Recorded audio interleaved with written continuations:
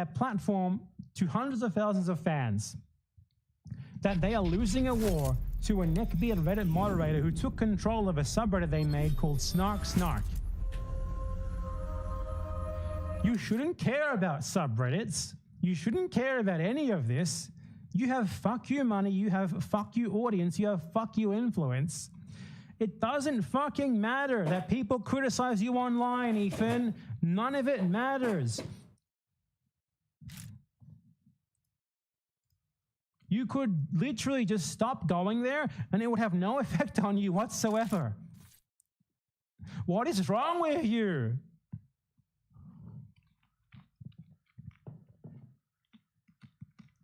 You're letting random Reddit moderators who know how to manipulate Reddit systems better than you do to gain control of fucking random subreddits no one cares about. You're letting them get to you.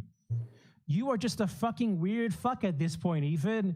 Internet detox now. You can't let this guy win. You're letting fucking Shredder Cheese, a random dude who named an account, Shredder Cheese, to fuck with you. And you're making a fucking main channel video about him, Ethan. Are you fucking with me? The fuck is that possible? What the fuck is going on? Of all the harassing posts on the new Snark, the reports are being denied. Now, let me show you an example. Yeah, because they're not against the Reddit TOS. One of the posts, just one of many, that Reddit refused to remove. The title is, I'm calling CPS on Ethan again. It says, this time because his kids are around Zionists, which is a high predictor. Fucking great post. For baby murder. This is a post that is still up on this subreddit that was reported, and Reddit admins reviewed this and said, no, this is compliant. Yeah, it's not against the rules to call CPS on someone, Ethan. It's not against the fucking rules. It's not against any law, nor is it against the rules to report someone to CPS, Ethan. Obviously not. Because calling someone to CPS, as I have gone on over a million times, is not fucking swatting, as you're trying to frame it as. It is not fucking against any law or any rule to say CPS should be calling this person, and it's time for you to stop pretending that it fucking is.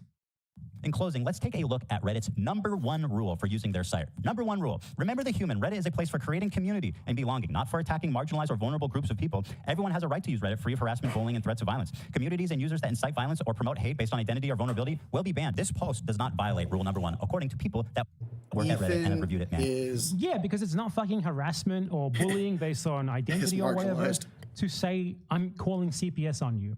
That is none of those things, Ethan. Just like it's not bullying or harassment for your fucking fans to say, I'm calling the police. Like your fans literally said, one of your fans, I'll bring it up. One of Ethan's fans literally said this the other day.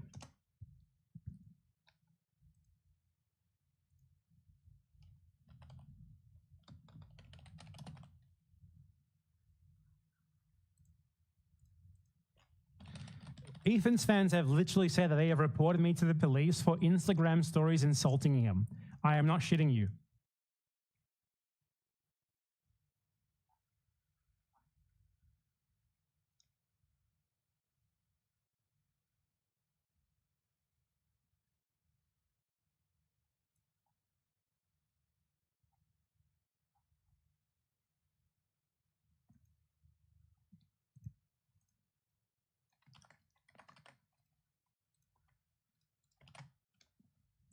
Right here, this comment right here says, come home, bad empanada. The Australian Federal Police have some questions for you when you land. How long can you hide out in Argentina for? Like, the Australian Federal Police are going to question me for calling his staff member a house slave and a tame domestic animal. That's optimistic. It's clearly someone saying that I should be arrested. And the deleted comment responding to this, by the way, was someone doxing my family, just to be clear. So, now, is this harassment? Is this bullying? No. And this is way more serious than saying CPS should be called on you. It's saying the fucking cops should be called on you. Like the fucking Australian Federal Police. This is like the Australian version of the FBI. Yeah, dude, they're gonna arrest me for saying that Abdullah Ayad is a house slave. They're gonna do it, dude. It's coming. You know what I do when I see that? I laugh because it's obviously bullshit. You know what Ethan Klein does when he sees the CPS reports, though? He feels scared. He feels targeted because he knows they are not baseless like that against me is. That's the difference. I know that I'm not going to be fucking arrested for calling Abdullah Ayad a tame domestic animal. But I do know that Ethan Klein is genuinely feeling the heat from CPS. That's why he sees this as genuine risk to him. It's neither of those things are harassment, but if one of them was, it would be what that guy tried to do to me. Not fucking calling CPS. Because calling the cops on someone puts them in real danger. Not calling CPS on them. Calling CPS on them does not cause any immediate threat to their physical well-being, okay? Not the same thing as trying to pretend that it is. At first, I thought it was crazy. I was like, there's no way Reddit is actually colluding to protect them. But after 2 years passed and the shit just keeps piling up, there's literally no other conclusion that could explain this. In my content noob, I explore the idea. Here's the conclusion to explain it, Ethan. You're lying. There's no genuine harassment. There's no genuine doxing. There's none of the shit that you're claiming. It's just people who don't like your show, criticizing you and insulting you, which is not against the Reddit TOS. That is what's happening here, you liar. That Twitch has been ideologically captured, and the people in that company are using their terms of service selectively as a form of activism. You're a literal conspiracy theorist. You're an insane fucker. Twitch has been captured by communist Reddit Hamas, and Reddit is also captured by communists, and it's also Hamas. You cannot get more Israeli than calling everything Hamas. They come down hard against people that they disagree with politically, and they ignore, protect, elevate the people that they do agree with politically. Something happened recently that's going to blow your mind. I started running reruns of Content Noob on my Twitch channel as a form of protest, being petty, honestly, and just wanting people on Twitch to see the video I made. Well, wouldn't you know it, if on the same day we launched it, our stream was closed for 30 days. We got a suspension for 30 days. That's pretty severe. What is it that we did wrong? Encouraging or glorifying extreme violence. So to get this straight, my video showing Hassan supporting terrorism got me a 30. For one, how do you know that's why it was? And for two, this happens because of Ethan Klein constantly. I have to put disclaimers for YouTube moderators when I play Ethan Klein clips saying that I denounce what he's saying, because otherwise my video will get removed for hate speech. I have to do it constantly. And there was another guy who had a video removed from YouTube because he played an Ethan Klein clip that YouTube deemed so hateful that his video got removed for showing it. Yet Ethan Klein's own video where he said that was still up.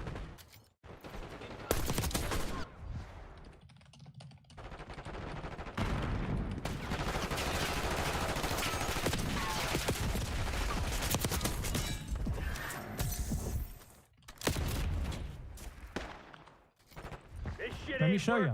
We've lost the advantage.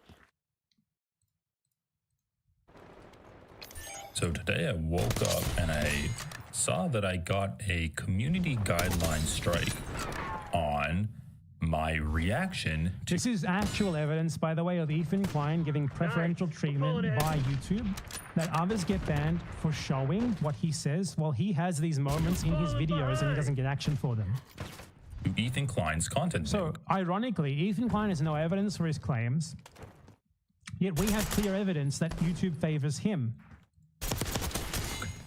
Like, whoa, what's going on here? Funny enough, I had also previously gotten a copyright flag for this content nuke in one section of the video that Ethan Klein released, because the music that he used got flagged as copyrighted on the YouTube automatic copyright ID checking software. So I don't know how Ethan Klein got around that, but apparently he was able to upload copyrighted music and it got flagged on other people's reactions. Very interesting, huh? So I wake up, I get this email. I'm like, what the hell is this hate speech policy at 6:49 in my video? What could this possibly be? I check out the video. I check out the message that I get. It says, hate speech policy at 6:49. Content that denies or minimizes a well-documented major violent event or the victimhood of such an event isn't allowed on YouTube. We review educational, documentary, artistic, and scientific content on a case-by-case basis. Okay, so let's just see what got him removed. And for the YouTube moderators, I am playing this to denounce it. I don't agree with it at all. Everything that is said here is wrong. Listen to what I have to say. Once again, keep in mind that the hate speech violation was flagged at 6:49, and Well, where was it? Made the show together because Here. who am I to judge? This is what his video got taken down for. And being a delightful human being. I was just going to say, if there's another Holocaust, if they start rounding up the Jews again, I hope Ben gets... and now we're at 648. So what is this content violation? Well, So Ethan Klein gets people's videos taken down for including his own hate speech. This is a fact. It's proven there, shown with clear evidence. Ironically, Ethan Klein has no evidence of this happening to him, but we have evidence of him doing it to others. So fuck off, you lying piece of shit. How does he end his wonderful video? Let's find out. Day ban for encouraging and glorifying extreme violence. Hassan's footage of him doing it on their platform and actually encouraging terrorism. No punishment. How the fuck can you be this blatantly, pathetically obvious? They don't care. Nothing's changing. They don't care. They're spitting in our fucking face. They're flaunting it. They don't give a fuck. I got banned for 30 They days. don't give a fuck is that there's no violation, you stupid fucker. There's no violation. You are a rich celebrity. They would favor you. The fact that they aren't favoring you speaks fucking volumes, dude. The fact that they aren't catering to your every whim on the floor on their knees for you shows that they think that you have no grounds for any of this shit against them, and that your claims about what is happening on their platforms are not true. That's the crux of it. You are rich, you are powerful, you have lawyers, you could do whatever you want with them. You don't. And the reason why is because you know that you're in the wrong and that you're fucking lying to form a narrative of harassment around what is actually criticism. You lying, fragile little fuck. By the way, your wife was assigned to you by the IDF. His content that he wasn't punished for. Agent Healer. Agent Healer had to go through weeks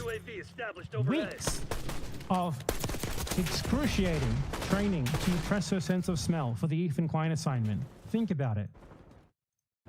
It makes sense. And, you know, people go, oh, it's automated, it's probably a mistake. Well, fair enough, right? And that's why I appealed it. And within a few hours, I got the answer on the appeal. Your account was recently suspended for encouraging or glorifying extreme violence. A member of our team has reviewed your appeal, and after taking a look into the details of your case, we have determined that your account will remain... Okay, so your account was reinstated. And why are you speaking so dramatically? Due to your violation of our community guidelines.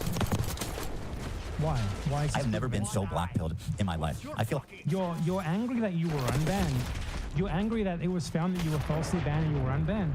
Meaning that your initial narrative that you played Hassan, you were banned for that, was proven wrong because you were unbanned, and they said that it was incorrect. Are you fucking joking, you lying fuck? Like I am trapped and that the world has gone fucking insane. This shit is... No, you're insane, dude. Obviously, you're an insane conspiracy theorist. You think the fucking Reddit and Twitch social media platforms are out to get you. You're a fucking insane moron. Bananas. What is happening? And I feel that I'm going getting the same crazy treatment now from Reddit. Now I know... This is what happens when a mediocre loser finds out. This is what happens when a mediocre loser gets real pushback because of his abhorrent political views. It's the first time he's ever had people say no to him in his life, and this is the result. He's gone completely insane. Fucking, he's needed yes men his entire life, and now that he doesn't have nothing but yes men. His result is to go fucking completely insane and form a gang-stalking conspiracy narrative. Oh, they're both San Francisco-based tech companies. But did you know that these two companies in San Francisco, their headquarters are blocks away from each other? It's just interesting. It's just... Oh my God, he's literally doing a connect the dots conspiracy theory. Oh, I need the meme. He's doing it. He's doing the thing. He's doing this. He's doing this. This is Ethan fucking Klein. It's literally, look, he's literally drawing lines between the headquarters. It's the same thing.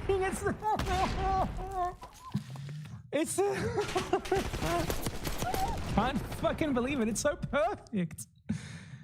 Wow, this is Ethan. You are a crazy conspiracy theorist motherfucker. Because it shows there's some culture happening in this tech space. I think that these people are all very similar-minded. I think that's what this is telling me. They're all Hamas. They're all Hamas. Tech companies, you got to fall in line. You know what I mean? You got to be one of the good guys. Actually, I found out that our stream got suspended for 30 days live on the podcast. Is this your account? Oh, your account is currently suspended. This is just relitigating what you just said. This changes nothing. I got to file an appeal. Okay. Oh my God! They got banned for encouraging or glorifying extreme violence. Oh, that's Hassan's content that's on your platform that he didn't get in trouble for. Holy fuck! How long has it been? It should be only a day ban, right? Oh my God, he's pacing around the room thinking about this. Oh, ban because it's his content. Guys, I got a 30-day ban. 30 days? 30 days, and I didn't even say... This is crazy. Like, I just want to know, like, this video is supposedly about the stalkers are coming for my children. And, like, 2/3 of the video is just relitigating this fucking beefs with, like, Hassan. And, like, people who he considers to be, like, Hassan orbiters or whatever. It's, oh my God. Does nothing matter to you aside from internet beef with Hassan Piker? I'm not entirely convinced that this isn't a bit. There are parts of this that may make me think this is like an elaborate Tim and Eric style bit. The only thing that makes me think that it might not be is that he's too stupid for that sort of thing. Like, I feel like this is the sort of thing that like Tim Heidecker would do as like a joke, but he couldn't do it because he's Tim Heidecker and everyone would know that it's a joke. Like this whole thing, it's just so absurd, so stupid. I cannot believe that he's genuine, but I guess he is.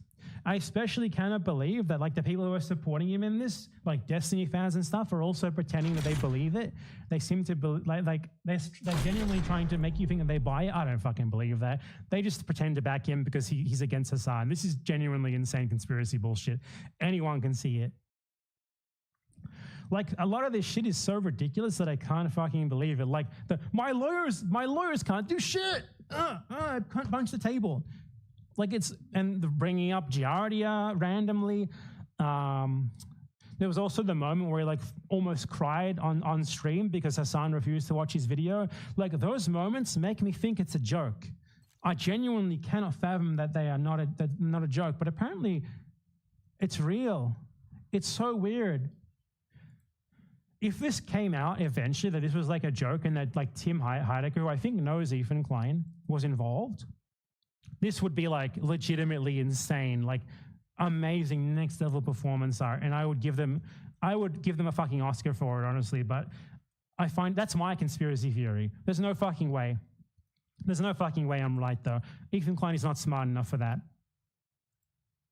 I didn't 30-day ban. I mean, it was worth it to do this just for this. I'm surprised that they're this pathetic. Yeah, because I genuinely am too. That's a manual ban too. Now, after our appeal was denied, the story How started do you know it's a manual ban? go viral for its blatant, obvious, laughably absurd hypocrisy. At Went which point, viral among fucking morons like Destiny Orbiter accounts on Twitter. Yeah, dude. they panicked and unbanned our stream with an apology. We're so sorry for the inconvenience. We made the wrong decision. Well, somebody made the wrong decision manually twice. You want to fucking explain that shit? Manually. You have no proof of that. Here we are, where it's acceptable to call child protective services on people as an act of political protest. No one called them on you as an act of political protest. We don't even know if they were called on you. And there was clear, valid reasoning for doing so, given that you openly said on your stream that your kids had contracted a parasite and you insinuated that it was from eating dog shit. Clearly, it's a valid report. The website Reddit. And clearly, given that Healer said that they are continuing their investigation into you, CPS themselves think that they have valid grounds to investigate further. You have said so much about this that you have delegitimized your own bullshit. In which they do not care, they protect it, they enable it. I have a meeting with CPS on Wednesday where they're going to... You would not have another meeting with CPS, Ethan, unless they thought there was a valid reason to investigate you. This does not happen just because someone calls them. They saw something in your house that made them concerned. It's that simple. talk to my fucking children. Twitch is banning us for showing Hassan promoting Twitch did not ban you, they unbanned you. terrorism. Banned me for 30 days, no punishment for him. What the fuck? Why are you leaving out the fact that they said it was an erroneous ban? What's going on? As I prepare to meet CPS agents to talk to our children, I wonder, at what point has this gone too far? And how much worse can it get before something is done about it? Oh my God, he's just a self-victimizing moron. Like, it's narrativization. All of it is false bullshit. I mean, what else is there to say? Insane conspiracy theorist genuinely believes it is the center of the world, and there's like a massive gang-stalking conspiracy being led by multiple Hamas-controlled mainstream American social media platforms to, I guess, harass him, and I don't even know what the end goal of this is supposed to be. This guy thinks he's the center of the fucking world because people on Reddit watch his videos on YouTube and they don't like them, so they criticize them. And he managed to craft that into like this fucking insane narrative of mass, like, organized harassment where, like, connect the dots, fucking Twitch and Reddit are in on it. Ultimately, all of this is him, no doubt, melting down, because as a result of him becoming a harder line Zionist than ever before post-October 7th, people criticized him and his Zionist wife, Hila Klein, for their political views. And Ethan Klein, being a loser wife guy, feels the need to protect her more and more and more and get more and more It's and more funny in line 'cause it's with her true. views and become more and more extreme as time went on to her level of extremeness, which is genocidal Zionist. And he knows that he cannot win on the facts. He knows that he's just completely whipped and doing this because of his wife. I mean, not to remove responsibility from him. Obviously, he's responsible for it as well, but obviously his wife is, her Zionism is reflecting on him, is like rubbing off on him. So like, what is actually happening here is Ethan needs an out from being wrong about Israel-Palestine. Because he knows he can't deal with it. That's why he's never debated me on it. That's why he doesn't deal with the actual substance of the arguments that we make against him, of which we have done many. We have debunked every single claim that he's made on the matter. He has never responded on the merits of the facts. Rather than that, he is forming this like narrative of mass harassment, mass stalking, mass doxing, which does not exist because he knows on the merits of the facts he has lost. He knows that he has no coming back on the actual Israel-Palestine issue itself. So he's trying to shift things to this vast conspiracy theory of like, I don't even know, man. It's so fucking out there and insane that there's no way that he actually believes it himself. I mean, no, he might be stupid enough to. And that is it. That's the crux of it. Ethan, get fucking help. Get fucking help. Not just for yourself, but also get help to fucking take care of your kids. Because if the CPS officer thinks that a follow-up investigation is warranted, clearly you need help with that. Enemy maneuvering. Taking B.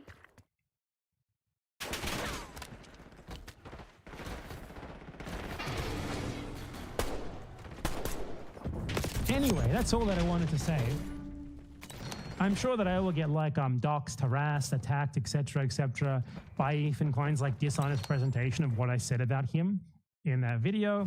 Like he literally tries to frame me as like a Hamas member terrorist who is like wanted in numerous countries, who fled from Australia for reasons that he does not specify, because he knows that if he specifies, he will get sued. I need him to make an incorrect statement of specific fact, not just like a general statement. Because he lives in the US, where defamation laws are stricter. If he made a specific statement, like regarding me supposedly being charged with crimes or whatever, then I could go after him. That's what we're waiting for. When that happens, boom, don't worry, we'll be there. And I won't pay a cent for it because you guys will donate. Easy. We're losing Alpha. Anyway, that's all the crux of it. I just wanted to be clear. The important thing here is not Ethan Klein's idiotic ego. It's the issues that he avoids, that he refuses to talk about. He has spread disgusting Zionist, genocide-enabling propaganda for like a year or more now, and he refuses to engage on the issues when many other people, myself included, have said that we would be glad to engage with him on them directly. He avoids the actual issues to form a vast conspiracy narrative instead, to victimize himself, because he knows deep down that he is wrong on the facts. That's what matters. Thank you. Now give me all your money.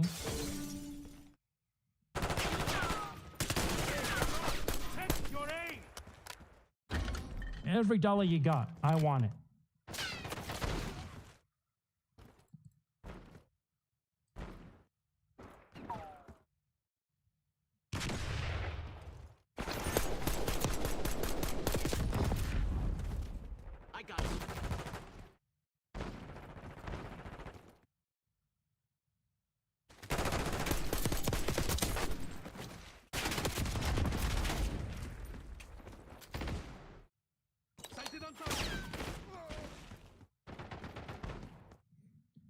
We're losing Alpha. Enemy found. Come mierda. Taking C. Enemy C4 charge. Locking down Charlie. Taking Bravo underway. You guys are sending me all your money. But don't worry, guys, this is going straight to my bank account. If I do sue Ethan or anything like that, there will be an actual properly done crowdfunding initiative that will include refunds if we get our legal fees paid by him at the end of the case, which could take years. But I mean, he's not going to sue me, and he's probably careful enough to not say anything directly suable against me. It would need to be like an outright false claim that he has no real reason to believe given American defamation laws. So we'll wait and see on that. He might just slip He also has like the crew who can erase anything that he says from the existence if he does say something that goes off over that line. So Hola, amigo. we'll see. I doubt it's gonna happen though.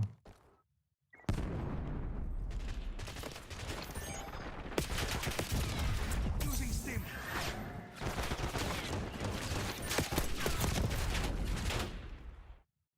If he said that Denim's called CPS, then she should sue him for that.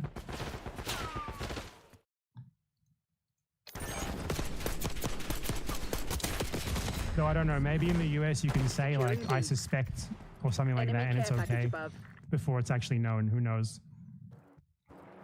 Anyway, thank you for giving me all your money. I'll edit this and upload it soon. Goodbye.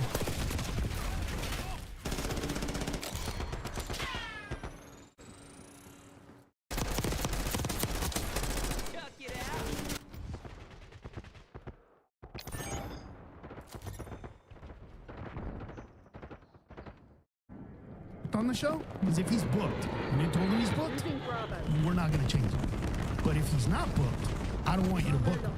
And they said, no, he's not booked. So I didn't put him on the show. After that, he starts saying I steal jokes. Problem with that is it gets muddled, right? Is he really pissed that he thinks I stole a joke from him? Or is it because I didn't put him on mine? I think my question is more like... Do you see what I'm saying? Yeah, no, I think my question for is me, if that's 50... hard. And here, Kalila actually does a pretty good job at calling out Mencia when he starts going into one of his many nonsense rants about how he is looking for the people that he supposedly stole from, but he can't find them. It just doesn't make sense, and it's not true. Kalila, again, brings up a very good point, which is, hey, what about the power dynamic, the power differential between Carlos Mencia being one of the biggest comedians back then and a smaller, younger comedian that was probably afraid to call out Mencia for stealing one of his jokes. Obviously, there is a power dynamic, especially in the entertainment industry, between a superstar and somebody that is just starting in the business. He knows that, and so he attempts to change the subject. Well, he does change the subject by throwing Bobby Lee under the bus with the entire Ari Shaffir drama. And here's the thing, this is a story that Carlos Mencia tells as proof that there was a personal agenda behind the attacks and the accusations of joke stealing. And sure, you could argue that there was personal motivation from Ari Shaffir to accuse him of stealing his joke, you know, after he had a fight with Bobby Lee and thinking that Bobby Lee had him kicked out of the Mind of Mencia, a big show back then. So because of that, you could argue that there was a personal motivation. However, there is video evidence of Carlos Mencia doing Ari Shaffir's wall joke almost word for word. Here's this new thing, I don't know if you guys heard this. He wants to build a new wall all down the California-Mexico border. Like a 12-foot high brick wall, it's like 3 feet deep. So no Mexicans get in. But I'm like, dude, Arnold, who do you think is going to build that wall? I propose that we kick all the illegal aliens out of this country. Then we build a super fence so they can't get back in. And I win. Who's going to build it? Think about it. Carlos Mencia is essentially saying that, hey, Ari Shaffir wasn't mad that I stole his material when I was going to put him on my massively successful show, but when I didn't put him on my show, he called me a joke thief. Regardless of what the motivation is, the fact is that there is clear evidence. But I went up to those people individually and talked to them. Ned, I know it's muddled. Okay? Like with Ari, I went up to him. You're not canceled because you bumped people, okay? You're not canceled because you changed your name, right? There's one case in point, which is the stealing, is the crux of the whole thing, right? So what I'm saying is that I know it's muddled. It feels like they threw a bunch of shit at the wall. I understand that, but all that other stuff I don't believe that, by the way. I believe that as well, and that's what stuck. But the thing that is putting you in comedy prison is just the essence of the stealing. That's the real. Yes. Carlos once again goes into a wild rant, not making any sense. And Bobby Lee actually does a pretty good job bringing the conversation back, the focus back to the main point, the main reason why he got canceled, which was the joke stealing. Again, Carlos gets visibly uncomfortable, super uncomfortable, and proceeds to say one of the weirdest analogies I've ever heard. That analogy is just bizarre. I get it. He's trying to make a point about how he feels about joke stealing, but why even go there? I mean, why can't stealing be stealing? I mean, it's already bad. And here's the interesting thing. By him saying that and using that example, it just kind of shows how he thinks, and it's clear that he still doesn't want to address the power differential between him and the victims or the people that he stole from. And also, I don't think that's the best analogy to use, because he has not only been accused of it, but there is multiple video evidence, there is multiple witness accounts, and many, many stories on the internet from people that have actually seen him do that. So I don't think that's an analogy that you would want to use in the future. Root of stealing is such a huge deal for me. It's like rape. But I know. But no. Listen. Yeah, you need to understand this. Yeah. And I've never said this to you. Okay. Get it done. And so whenever I've heard somebody say something about stealing, I wanted to go up to him because to me, when you take a joke that somebody's really worked hard on to create it, because it's hard to write a joke that gets an applause break, that's just hard to do. That's like raping somebody. And whenever I was accused of rape, I went up to that woman and said, hey man, somebody said I raped you last night. Is that what happened? And she said, no, you didn't rape me. And what you're asking me to do is apologize to all the women I've raped. I want to, but can I meet these? Can I say I'm sorry to them in person? And every single person I call says no. Every single person I call says no. You never took shit from me. I just know you took shit, or I just know you said shit. You know what I'm saying? Have you ever felt personally accosted? Was there ever a power dynamic? Because I know how much you revered Ned and how much you loved him. Dude, I mean, when he posted that video. Hey, I'm Bobby Lee. I've known Carlos Mencia about 11 years. I've been opening for him since the 90s. He's one of my best friends, and I've never seen him steal a joke. Which, by the way, from my perspective, was just to show that, just to have him talk about the Ari Shaffir thing, right? Just to talk about that. Yeah. Just to talk about how, dude, he got so much shit that he called me up pretty much crying and said, I got to take it down, dude. I can't deal with this. And from that moment on, I've never, ever, ever, ever said anything to him about it in a negative way. This is where things get wild, because Bobby Lee is actually pushing very hard, calling him out, making things very uncomfortable for both of them. But sadly, Carlos Mencia continues to dig himself deeper into a hole by telling lies straight to Bobby Lee's face and to Kalila's face. Once again, props to Bobby Lee for actually pressing Carlos regardless of their past relationship and how close they were. And the truth is, you can only push so much before the conversation becomes unproductive, especially with Carlos Mencia, who is clearly not willing to concede an inch. Nothing. Two truths at one time, Ned. Could there be two truths? You are, to me, somebody that I idolize. You're a superstar. You're funny, you're great, but could you also have made those mistakes, and could you apologize for those mistakes? Of course, I'm ready to apologize to the people to the people that I did this to, right?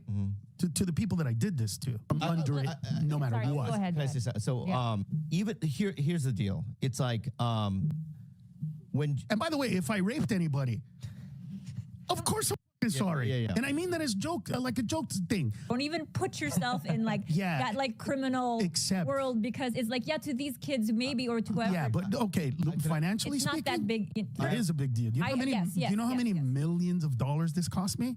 Everybody, the angry part of me wants to go to these people and say, I want all you motherfuckers to line up who say that I took something from you. Did I take millions of dollars from any of you motherfuckers? Because that's what you did to me. I got cancel cultured before cancel culture was a part. Also, they did something to me that comics up until then never done. We handled our shit together. Now, something that's worth pointing out is that he actually believes that he did not take anything from comedians, but they took millions and millions of dollars from him. Now, this is a wild take for so many reasons that we'll get into, but this will actually come up towards the end of the podcast in a very dark way. He is basically trying to make himself the victim because, unlike young, broke comedians who have nothing to lose, he actually lost millions and millions of dollars because of them. Not because of him or his fault, but because of them. And that just makes me think that there is no sign of of self-reflection or accountability whatsoever. And then here's another example of him doing that. All I ever wanted was for you to show me that it's not just hate. Basically, I get that you hate me, but do you really hate me because I steal shit? Oh, I did steal your shit? What was the joke? Oh, sorry, man. I thought it's because my name is Ned, or I was pretending to be Mexican, or all these other attacks. So all I've ever wanted was a clarity in it. Like you're saying that I did that a lot, but there's only like 2 examples of me on the internet really doing that. And one of them is the wall joke, and the other one is the Cosby joke. So for the fact that supposedly I was doing this all the time, there should be a load more people in jokes. But I'm not okay. I'm not saying. But I get it. Listen, I'm not saying. Listen, this is my last hurrah, bro. I never saw it the way I saw it. Now, to me, that just sounds like Carlos Mencia knew how the business worked, and he was taking way too much advantage of that. Think about it. Think about having a famous, powerful person do whatever he wants, and then having those people that he does stuff to just work it among themselves. Sounds like a horrible system, and it's clearly not how things work now. And what's coming up is probably one of the most uncomfortable moments of the entire podcast. I see a path of redemption for you. Where it starts is, like you said, individually apologizing, but doing both. Doing the blanket statement anyways, whether you think it's genuine or not, how it lands on people, is we can't control that. Yeah, I don't have control over that. Like I said, I've called individuals to apologize. I've called them to say, sorry I bumped you, sorry I did that, you know what I mean? The Caparillos of the world. You can tell Colado was turning to Bobby, probably thinking what the hell is going on, because clearly Carlos Mencia was lying to their faces. He was saying that there was only 2 examples of him ever taking a joke, and the rest is just speculation or accusations, which it's clearly not true. I mean, we won't beat a dead horse, and I'm not going to show you all of them, but they are very easy to find online. There is way more than 2. There are also many comedians that have worked back then when Carlos was around and can confirm that he actually stole jokes. But again, looking at it from Bobby Lee's perspective, I don't know if calling him out then would be the best move, since he's clearly just denying everything and not really wanting to talk about it, which is unproductive. So instead, seeing that the situation was unfixable, they give him one last chance to make it right. Once again, Carlos goes into this weird monologue about how he is looking for the people that he has hurt, but he can't find anybody. Again, Carlos Mencia goes into this weird rant, which is clearly a lie and is very tough to watch, especially for anybody that is familiar with the situation, because he essentially is saying that he has looked for the people that he has hurt and he just can't find anyone. He tells people to reach out to him, that he will help them, but at this point, it's kind of meaningless. Did Carlos did that for you when he stole your jokes?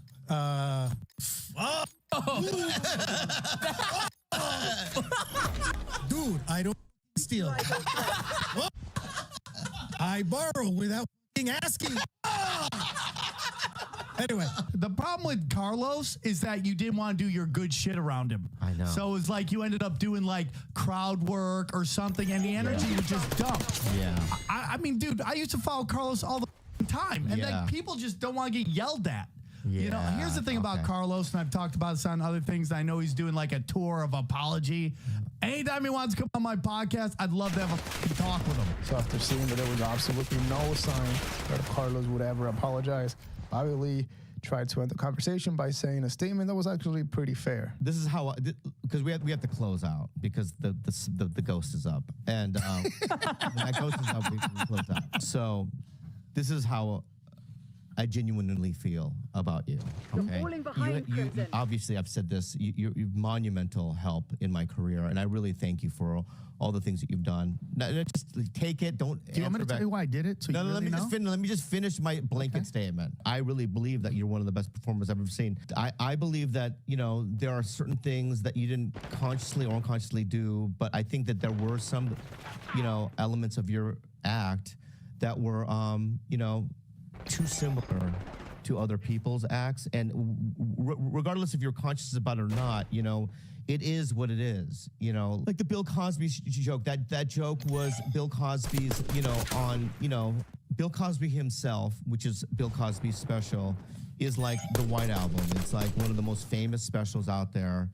You did a bit that was a little too similar to that bit, and it's, you know, for me, unarguable, you know. It's unarguable to me, you know. You know, by having you on, I was really nervous about it, you know. And I just feel like, you know, we're just at a point where it might be a situation where it might be, you know, unfixable, which is a sad thing. Once again, Bobby Lee does a great job, and props to him for asking the questions that needed to be asked and saying the things that needed to be said, no matter how uncomfortable it was. Bobby Lee tells him that he did, in fact, steal material. A lot of his material was very similar to other people's, and that it is what it is, and Bobby Lee thinks that the situation is unfixable. He does show him some love by saying that he does think it's unfair that he's been in comedy jail for that long compared to other comedians that have also been called out for joke stealing. But the thing is that having conversations like these, like that podcast in which there is no sign of self-reflection, self-accountability, no change whatsoever, doesn't help his situation at all. You know, I think you've been in prison for way too long. That's why it's difficult, because it's coming from somewhere else yeah, as well. But if you loved me or you thought I was great and this tarnished it because you feel like I did it, I'm sorry that I made you go through that.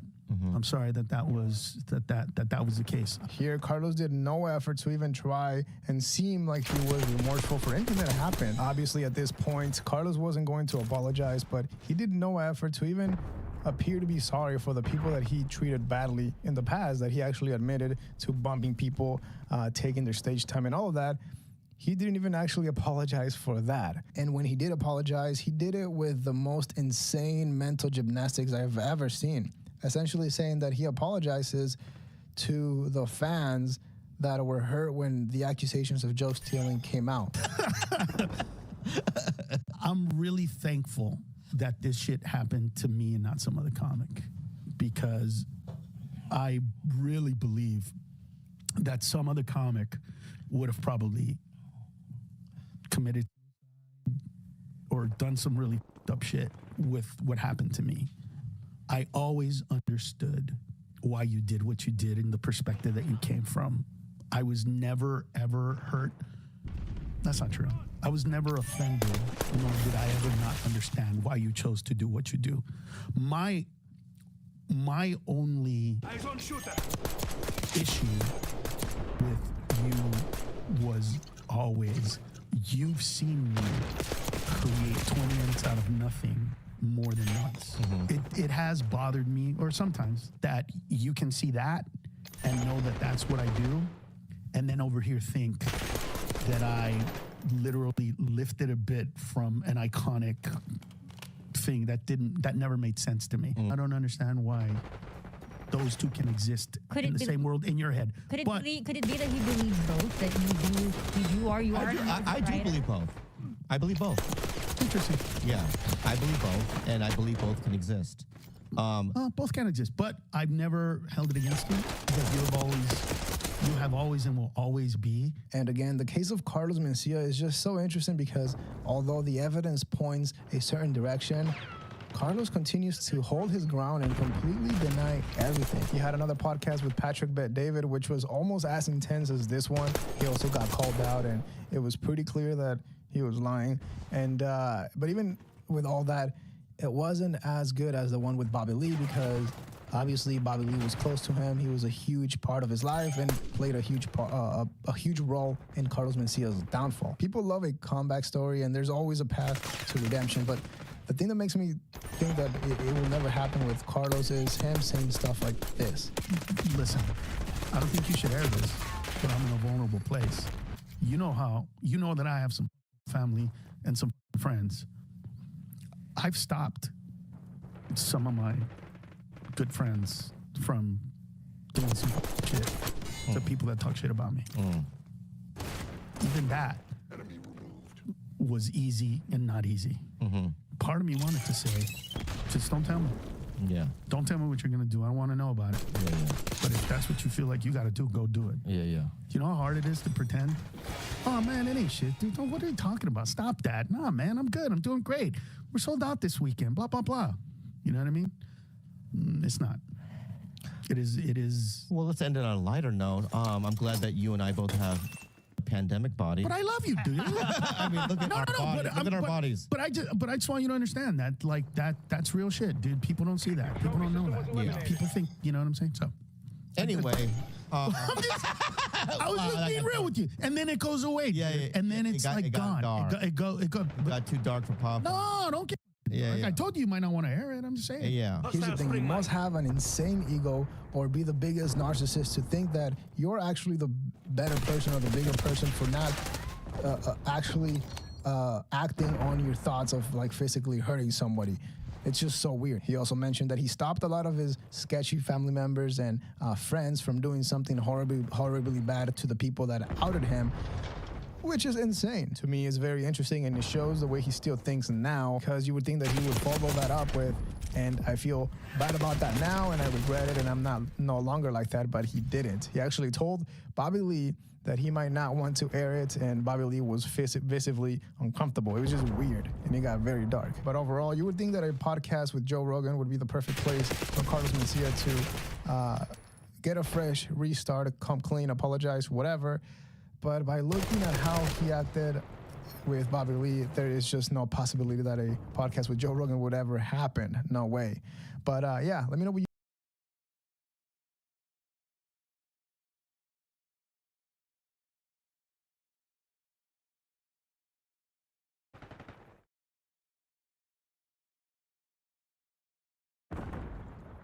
Popular Front for the Liberation of Palestine, the left-wing Palestinian resistance group, is calling on progressive forces, human rights organizations, and student unions in the United States and worldwide to take urgent action to expose the crackdown on Palestinian rights advocates on U.S. college campuses. The recent actions reveal the true fascist face of the Trump administration, the group said in a statement. They called Trump's push to detain and deport student activists a systematic oppression campaign and said this repressive behavior will not scare free people, nor will it stop courageous voices from continuing to support the Palestinian cause. And yes, the only thing, and I'm going to get to that story now, about Mahmoud Khalil, a student activist who led the Columbia protest, who is now in ICE custody. Okay?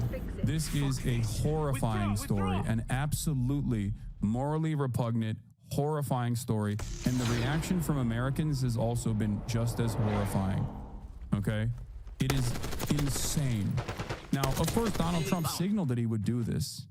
So it's not surprising, if that makes sense. It's still, that doesn't change the reality that it is a completely morally repugnant act. It betrays the American Constitution. It betrays free speech. It is the reality that it is a completely morally repugnant act. It betrays the American Constitution. It betrays free speech. It is genuinely messed up. I don't know how else to describe it beyond the fact that I have no words for it. I have no words to describe this moral depravity. What ended up happening is ICE arrested a student activist. They realized that he was not on a visa. In the process of arresting him, as the Trump administration had signaled that if you are a student activist that has protested against Israel, we will deport you. We will remove your visa. This is something that they said they were going to do. They realized that he didn't actually have a student visa. He actually had a green card. He was married to an American citizen who was 8 months pregnant with his child. And they took him anyway. Colombia, in the process, actually cooperated with ICE, for the record, which is also, again, betraying the students, betraying the student body, betraying the principle of being a place for learning, a place for education. Like actively collaborating with the Gestapo against your own students is shocking. It's unimaginable. So ICE did what ICE does. They took him anyway. They grabbed him. He is now in a Louisiana facility as we speak. And they said that they were revoking his green card. People have not been able to communicate with him since yesterday. And the Secretary of State then announced that green card holders will also have their green cards revoked. This is what Marco Rubio said. Marco Rubio, who got 99 votes in a Senate confirmation hearing from the likes of Bernard Sanders as well. We will be revoking the visas and or green cards of Hamas supporters in America so they can be deported. Mahmoud Khalil's crime was having moral courage That's it. He saw what Israel was doing and he thought it was unconscionable. Mahmoud Khalil has now been moved to an ICE facility in Jenna, Louisiana. DSA here in Louisiana has been working since this morning to get him aid and get him in contact with everyone he needs to hear from. Not sure if he or his team have a call to action for supporting him during this time or not. Asking my Chadwick currently, and I'll let you know as soon as I hear from anything. Yes, I already mentioned this, but yes, his wife is an American citizen and is 8 months pregnant. And for hours, they didn't tell her where he was. And yes, Shai Davide also demanded that this person get deported. Let's take a look at the story, and I'll get to it a little bit. I'll talk more about it. But there's also currently a protest happening in New York as well.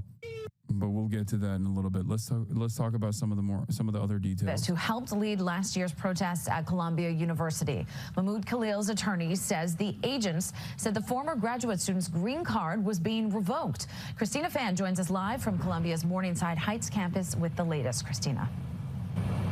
Natalie, good morning. Mahmoud Khalil was a well-known figure here on campus, known for organizing and leading the student encampment that was pro-Palestinian here on campus last spring. His attorney has vowed to file a vigorous legal appeal, accusing the government of openly repressing student activism. We know that federal immigration authorities arrested Khalil Saturday night, and according to his attorney, Amy Greer, he was taken into custody inside his university-owned apartment while with his pregnant wife. Greer says federal agents claim they were fulfilling a State Department order to revoke his student visa, and when she told them he was a legal permanent resident with a green card, they said they were revoking that instead. A spokesperson with the Department of Homeland Security released a statement saying the arrest was in support of President Trump's executive orders prohibiting anti-Semitism, claiming Khalil led activities aligned. Does he have any legal defense? Yes, he has endless amounts of legal defense. Are you kidding me? Yes.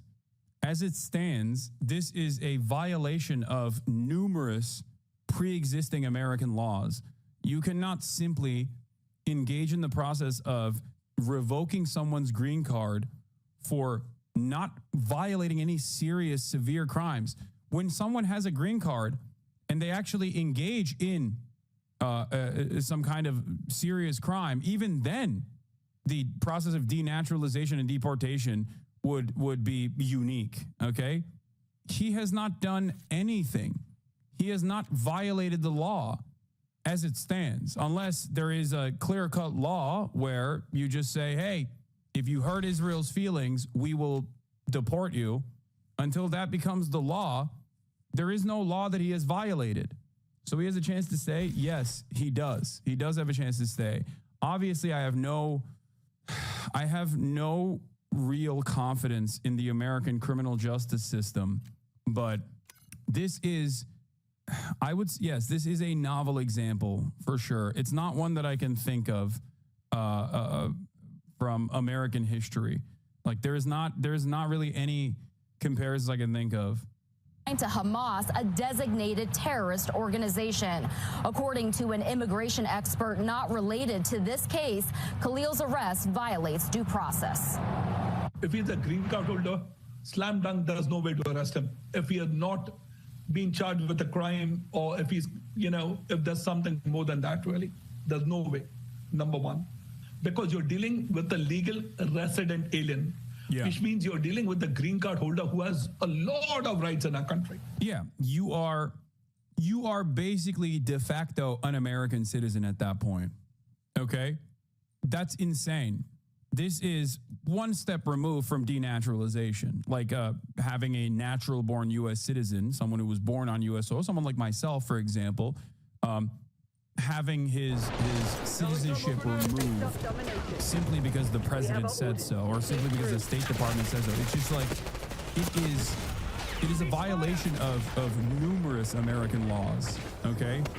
And here is the legal standing, or here is like the legal reasoning or justification that the American government used here. The arrest of Mahmoud Khalil, a prominent Palestinian activist, was based on a provision of immigration law that gives the administration broad authority on who can be subject to deportation, I'm told. The Immigration and Nationality Act states that an alien whose presence or activities in the United States the Secretary of State has reasonable ground to believe would have potentially serious adverse foreign policy consequences for the United States is deportable. That provision of the law was used in this case, has grounds to detain Khalil, according to a senior Department of Homeland Security official. It's also expected to be used in future cases. The real reason why they're doing this is to create a chilling effect, okay? This violates the principle of the First Amendment. That is the only reason why they're doing this. They don't actually believe that this person is a terrifying figure or a terrorist or anything like that. They just don't want people on student visas or American citizens or green card holders to protest against the state of Israel. That's it. That's it. So when people come in here and ask me, Hassan, are you afraid? Like, is this going to happen to someone like yourself? We're not at that level.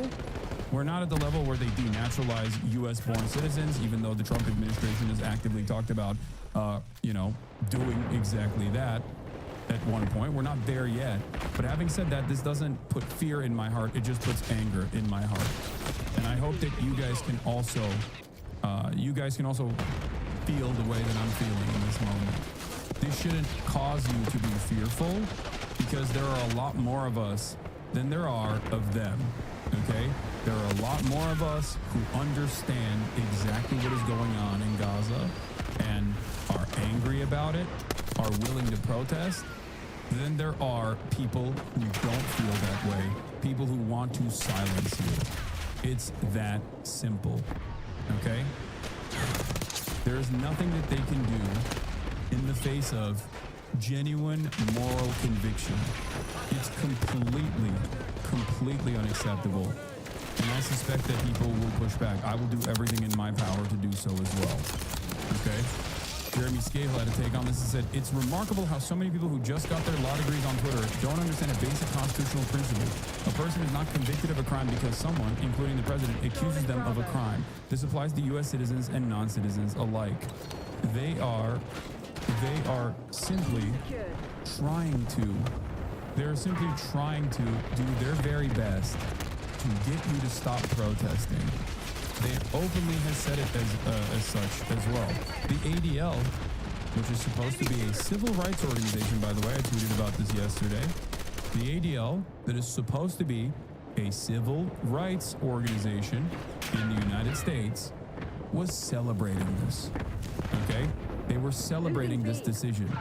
The Apartheid Defense League was celebrating the decision of the White House and the Department of Homeland Security.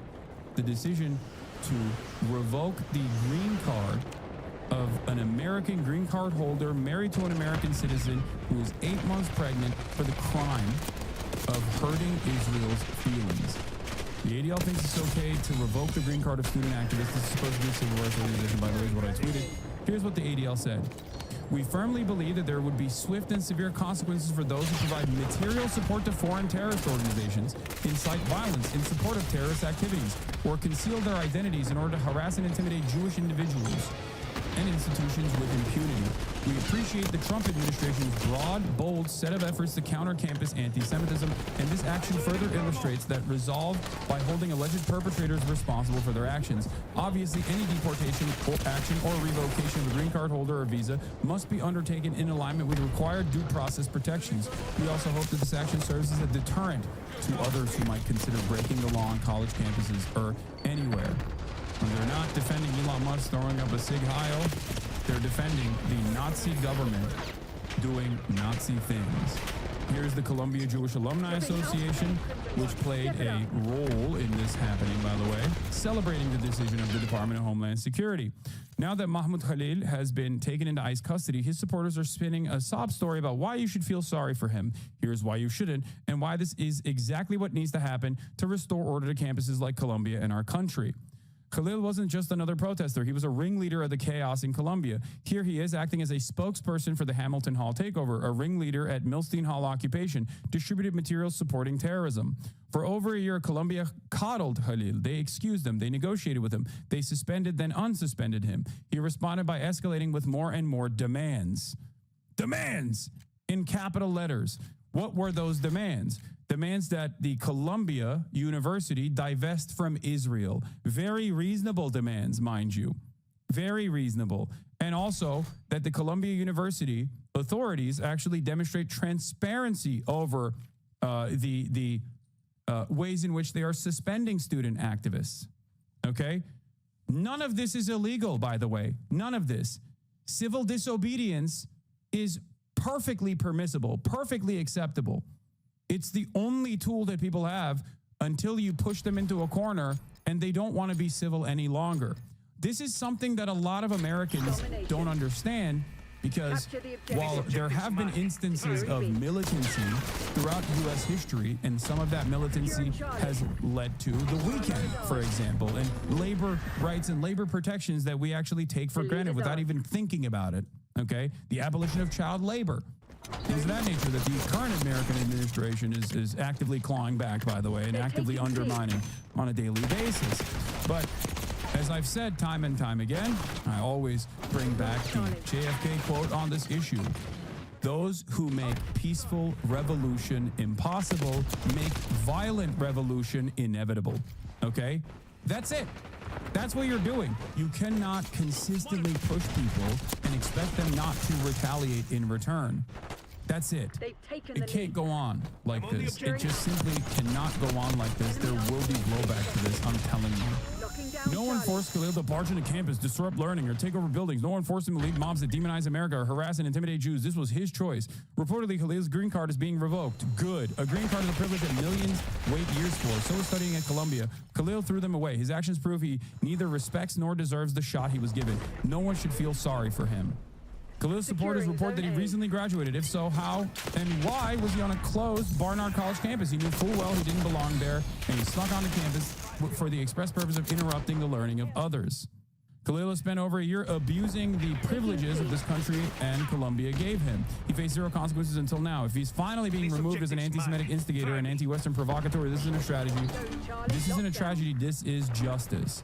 That is what the Columbia Jewish Alumni Association said. ADL, of course, the Apartheid Defense League, obviously, supported this. I can't explain to you how unimaginable how insanely cruel this is. I don't know how else to describe to you how cruel this is, how ridiculous this is. And although in this process, those who use their Judaism as a defense mechanism, as a shield, to claim that this is anti-Semitic because he's criticizing the state of Israel, okay? What those people do not comprehend is that these rules will inevitably be used against Jews. First, anti-Zionist Jews, and then all Jews across the board. And you're a dumbass for not realizing that. And the only reason why I'm bringing this up is not because, like, oh, Jews are exceptional and they must be preserved or they must be protected or anything like that. I'm not doing Jewish exceptionalism or whatever the people say I'm doing.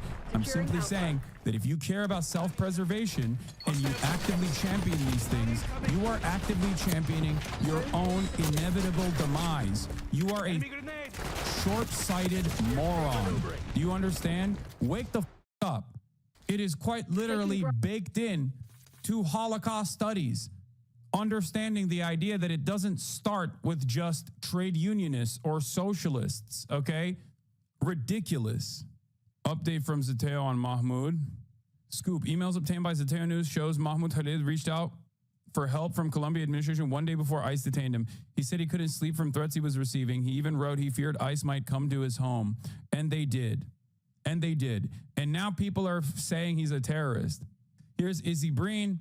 Organizations of Jews cheering, clapping as armed agents of the state remove a young person from public life without telling the public or even a family where he is, without even an ounce of self-awareness. Okay? The White House then said, Shalom, Mahmoud. We will find, apprehend, and deport these terrorist sympathizers from our country, never to return again, using the Trump quote. The White House has been actively also partnering without, I don't know how this doesn't even like spell trouble for anyone who cares about self-preservation as an American Jew, okay? Like liberal Zionists or conservative Zionist Jews don't recognize how devastating this is for their own future on this soil, by the way. Yeah. Izzy said, huge test for Democrats. What's more important, Israel or democracy? It's pretty obvious that they don't care about democracy. They care about Israel. Let's be real. The other Shalom tweet was even grosser than the previous one that we just looked at. Okay. Where is it? Let me see if I can find it real quick. Because the White House also posted yet another Shalom tweet, I think. This is going to create actual anti-Semitism? Of course it is. What do you mean? And it has already. Israel's actions being paired up with Judaism and the Western defenders of Israel claiming that this is being done at the behest of Judaism is already exploding anti-Semitism. The next generation is already locked in. They're saying like, oh, well, if they're doing this right now, then what was Hitler right about? That is like the most common thing that young people say, okay? That is literally going on right now. And the retaliation to that is not to be reasonable and immediately separate the actions of a violent genocidal apartheid state from the entire religion. Instead of doing that, people are offensively celebrating this. I don't know how no one can see the devastating impact of doing like this. Shalom, saying, Shalom, Mahmoud. ICE proudly apprehended and detained Mahmoud Khalil, a radical foreign pro-Hamas student on the campus of Columbia University. This is the first arrest of many to come. Donald Trump then turned around and said, following my previously signed executive orders, ICE proudly apprehended and detained Mahmoud Khalil, a radical foreign pro-Hamas student on the campus of Columbia University. This is the first arrest of many to come. We know there are more students at Columbia and other universities across the country who have engaged in pro-terrorist, anti-Semitic, anti-American activity, and the Trump administration will not tolerate it. Many are not students. They are paid agitators. We will find, apprehend, and deport these terrorist sympathizers from our country, never to return again. If you support terrorism, including the slaughtering of innocent men, women, and children, your presence is contrary to our national and foreign policy interests, and you are not welcome here. We expect every one of America's colleges and universities to comply. Thank you. Yes, we have crossed the Rubicon when it comes to the insane ways in which this administration is just undermining the insane ways in which this administration is undermining the Constitution, weaponizing the Department of Homeland Security against people that they consider to be political dissidents. Okay, this has nothing to do with like protecting Hamas or offering material support to a terrorist organization. Suck my dick. Okay, shut the up. There have been numerous instances throughout American history where American politicians have actively offered real material support to institutions and organizations that were otherwise declared terrorist organizations. Okay?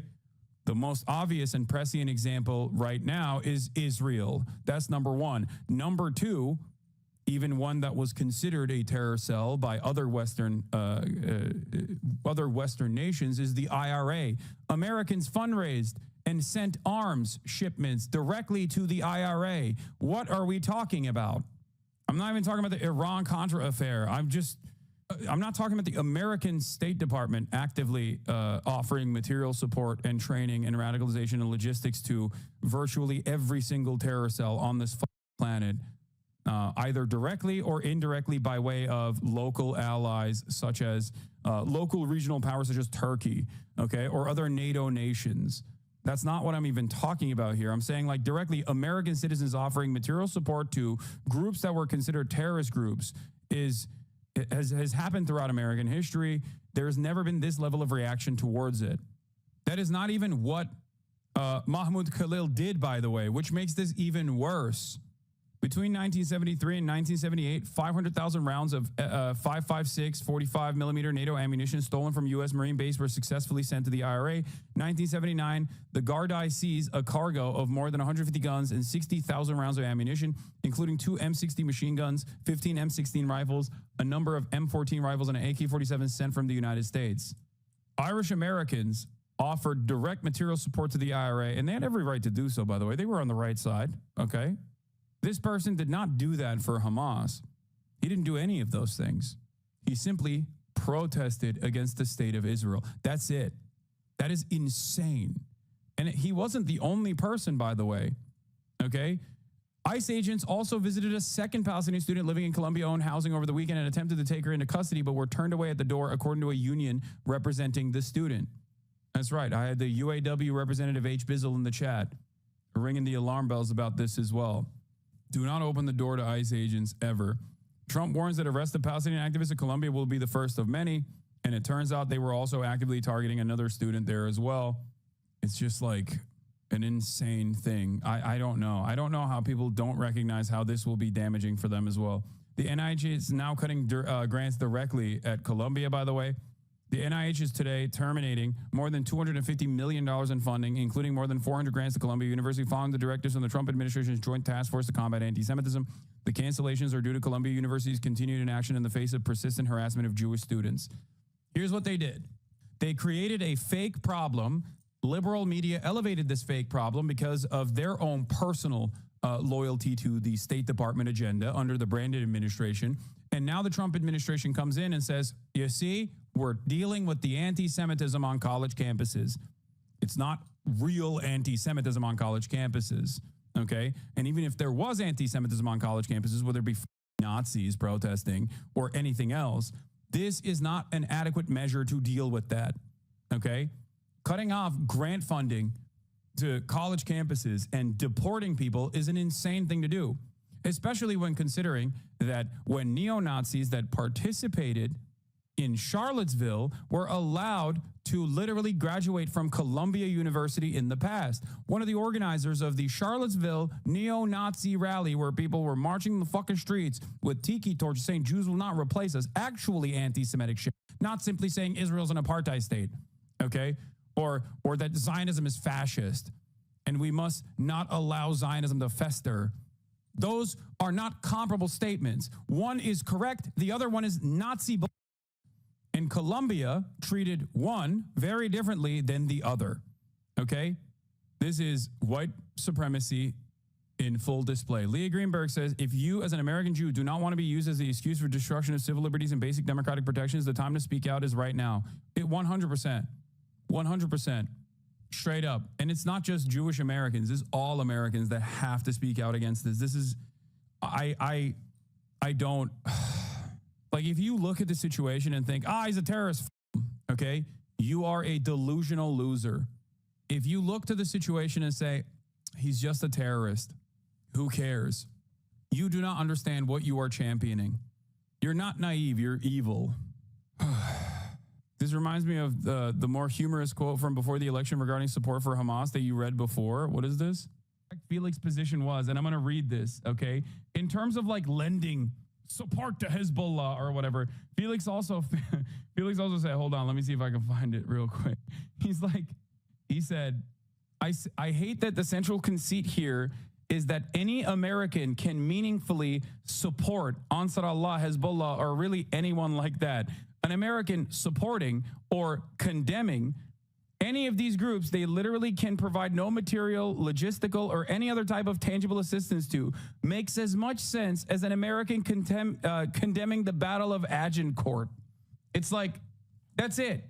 Like, we're just chirping into the void. The American government is Sharia law better or fascism? What? Sharia law? Where is Sharia law? What are you talking about, dude? It's doing whatever the fuck it wants regardless. That much is clear. Yeah, it's just, it's a ridiculous statement. And not only is it a ridiculous statement because it's like virtually impossible without any sort of like criminal punishment that you receive, including fucking torture and being put in Guantanamo Bay immediately, okay? There is no real material support that you can offer these groups regardless. But outside of that, what they are considering material support is simply saying Israel is an apartheid state, that Israel's doing a genocide, and demanding that our institutions take actions against that. That is insane to me, okay? And you know from my own personal back and forth online, wherever I go, the comments are fucking filled to the brim with Hassan loves terrorism, Hassan wants Jewish women to be raped, or whatever the fuck these rabid psychos say. Regardless of what my commentary on this issue is, a lot of these people just simply say, oh, you support Palestinian emancipation? You're a terrorist. You love terrorism. You want Jews to die. Okay? This is an incredibly dangerous prospect. I'm not saying this simply out of self-preservation. Okay? This is completely unacceptable. It is officially Turkish levels of of political suppression, okay? Suppressing dissent to this degree is insane. This is unironically something that has happened throughout American history in the past, in dark pages of American history, in terms of like the McCarthyist trials, the Red Scare, and the blacklisting that took place, the internment camps for the Japanese during World War II, things of that nature. We've done a lot of horrible things, okay? But god damn, this is like, maybe this happened. Maybe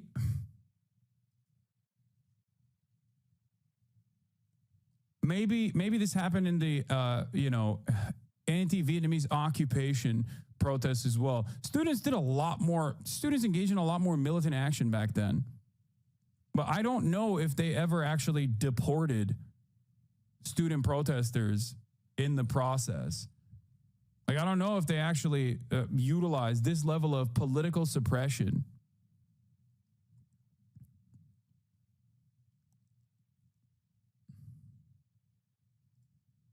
If you think this is acceptable, you wouldn't have been resisting the Nazis in 1940. You would have been helping them. Oh, 100%. Yeah, I mean, they did Kent State, obviously. They shot them. And there was that.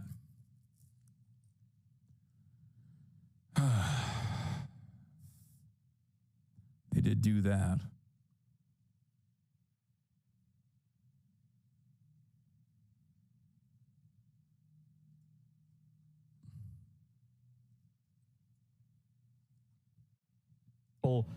Asmongold reacts to the Chinese UCLA student getting visa revoked for organizing rallies in support of Palestinians. What? This isn't even real. This wasn't a Chinese national who organized protests at UCLA, and she didn't get her visa revoked. This was a fake story. She's not even Chinese, I don't think. Like, every part of this is fucking fake, dude. What the hell is going on? And so really, if you have a person who's organizing a group of people to collectively commit a crime, well then, yeah, I think it makes sense to get them the fuck out of here. Like, what is the crime? Aren't you a fucking free speech defender? What the hell is this? The crime is what? Protesting against Israel is not a crime, at least still to this day. I guess in 38 states it might as well be. 37 states it might as well be. But if you're a fucking free speech defender, what the hell are you saying here? This is a clear-cut violation of the First Amendment. New York Times headline about it. Oh, this was a famous New York Times story from Columbia hears plea for expelled student. Berg and two other speakers demand his reinstatement at gathering of 500. 3 members of the American Student Union, including Robert Burke, who was expelled in June for leading the anti-Nazi demonstrations last May, addressed a gathering of 500 students of the college and various schools at Columbia University in front of Hamilton Hall yesterday noon.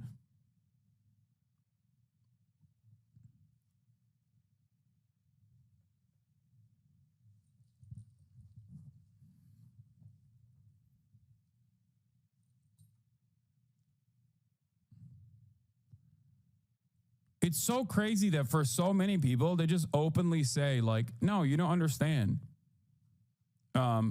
Just like free speech means, like I say, slurs, and you can't say anything about it. You can't even like feel upset about it. Okay. But if you actually are peacefully demonstrating against a violent apartheid regime doing a genocide, then of course you're not going to have free speech. What do you mean? There's no freedom to protest against Israel. What are you talking about? Yeah, of course. You should go to jail. You should get deported. What do you mean?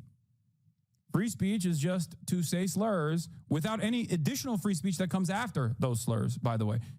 I have free speech to say slurs. You don't even have the right to use your speech against that, okay? No, make no mistake. It just goes one direction.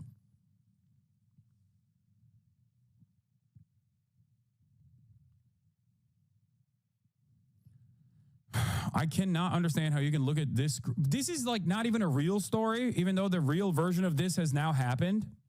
Okay, but it's hilarious that Asmongold, who claims to be a free speech defender, is like, yeah, you should get deported based. Hurting Israel's feelings, yeah. We've got enough of these people on our own here that are living here already. You think we need more of them? We're going to need to import more of them from fucking... There's no discussion on this either when the other side is doing the suffering Olympics driven by spite for their own countrymen, and it doesn't help that 80% of them are dumber than dog shit 60-year-olds who get Google Play cards scammed by Kevin Costner Facebooks. in China. So yeah, it's insane. That's obstruction and harassment. Yeah, I guess so. What's the correct way to protest without breaking the law? Oh, dude, yeah, no. And if the law says you can't protest Israel, then yep, that's it. It's even better when you consider a source, my subreddit. Is this from his subreddit? No, this is from World News Video or some shit. So there was a post in the Ask Men subreddit about how do the Democrats win back young men? And two of the most upvoted answers are the perfect, I guess, indicator of where we're at with this. So one of the most upvoted answers is focus on economics and tangible policy that helps men take home more money. I could care less, American saying, I couldn't care less, he means, about 80% of the issues if I could afford food and rent. The other comment says, same amount of upvotes, the blind hatred for masculinity has to go first. So what we have there is like two things. One is like the reality that yes, parties like the Democrats do need to focus on like actual economic issues and properly address them to win back young male voters. And then the fantasy of there's some sort of war on masculinity. But what we're seeing there is one is the actual solution, economic issues that affect everyone, not just young men.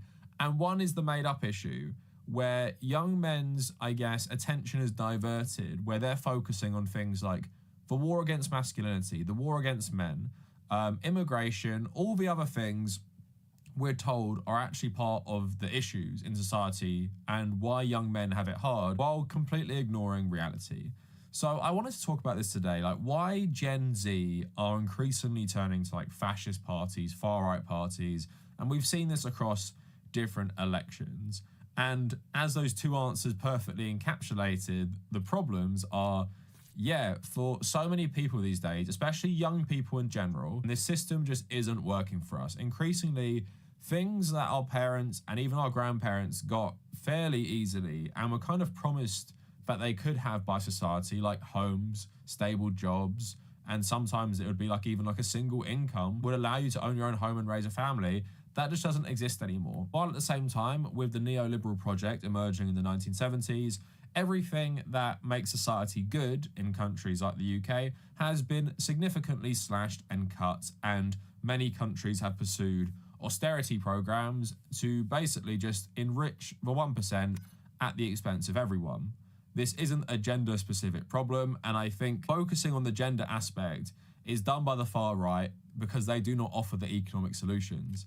And focusing on the gender aspect is a convenient way for them to get increasing votes, which they do, while being funded by the same people who fund the current establishment. So what you often get is the far right have the rhetoric of anti-establishment and how they're going to change things up, but essentially they're just a more, I guess, extreme version of what comes before. Like if we look at Reform and the Conservative Party in the UK, or even the Labour Party, there isn't really much difference between them. What's different is Reform's rhetoric is a bit more like extreme in some ways, and what they blame for the problems can often be a little different, where they will play into this, oh, there's a war on masculinity, but it's pretty much the same. Blaming immigrants, blaming benefit scroungers, all these different things, but it's done in a way to appeal to demographics that often feel like they're left behind. And young men is one of the key ones at the moment that everyone is focusing on. So I want to talk about all of this today. I want to talk about like the war on masculinity, and I want to talk about this as a zillennial, I think it's called. So I'm born in 1995. I've read different definitions of Gen Z. Either I am the oldest member of Gen Z or like the youngest member of millennial, But I still think it relates to like my life, and all the issues that Gen Z men have are issues that like I face as well. And I also want to talk about like the male experience, because I am a straight man. I do enjoy manly things. I, love my sports. I love my shooting games. Obviously, I have my girlfriend, I have female friends, but most of my time spent in social situations is with other dudes as well.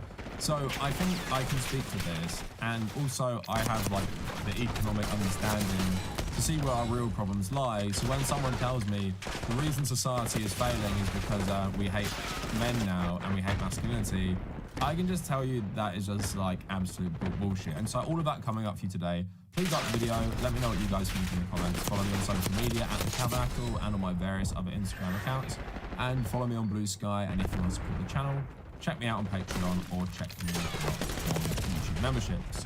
So I want to start with the cultural factors first before diving into the political factors and the economic factors. So I want to talk about obviously the German election, the US election, and the UK election, and why Gen Z men swung so hard to the far right. And in direct contrast with Gen Z women, who often voted in even greater numbers for left-wing parties or for liberal parties. Let's start out with like my experience as a man.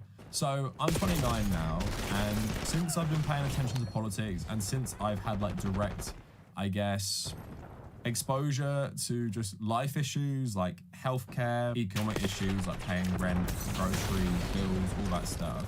That has been from, I guess, when I went to university in 2014 to now. And throughout that time, what I've seen in society is increasingly this country get worse, prices increase like in every single way, pretty much in terms of everything I pay for.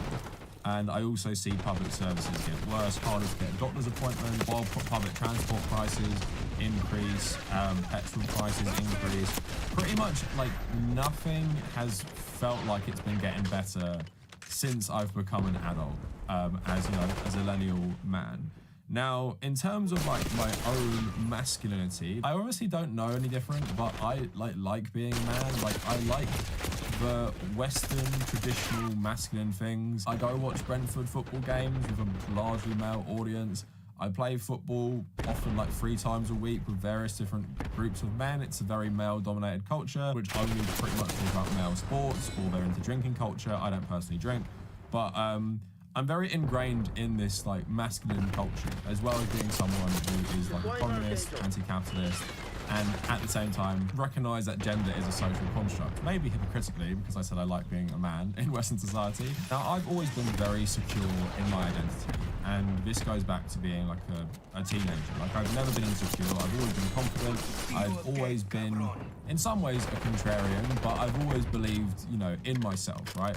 I've never had identity issues.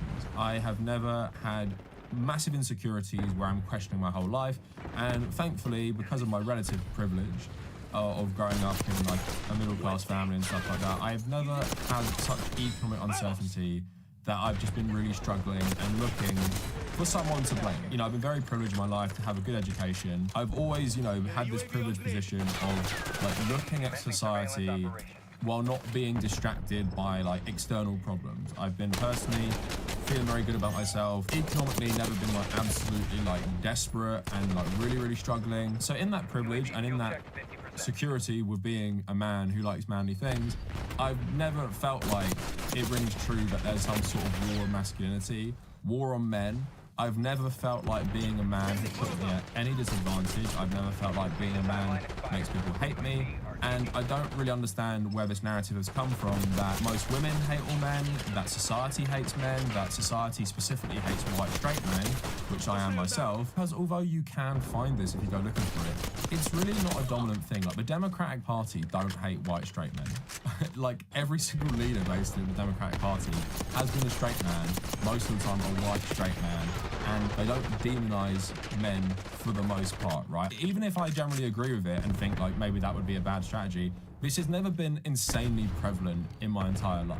What I have noticed in these 10 years where I've been an adult man is increasingly many people talking about masculinity in increasingly toxic ways. We can talk about toxic masculinity as a general thing, and this obviously coincides with the rise of just conservatives on social media, and that's across all social media and not even specifically political. Like Andrew Tate is the big boogeyman, but to be honest, he's more extreme. I'd say someone like Asmongold or these other types of people, these very conservative streamers that might not just cover politics, they also add to this like narrative around men being discriminated against. You see things like obviously Johnny Depp and Amber Heard and men all rallying around Johnny Depp, but in just like the most toxic way where they're pretending, oh, we care about male survivors, when it's clear they've jumped on this bandwagon to be as misogynistic as possible. So like I said, as someone who is secure with my manhood and my masculinity, I have never felt any of this as rang true, right?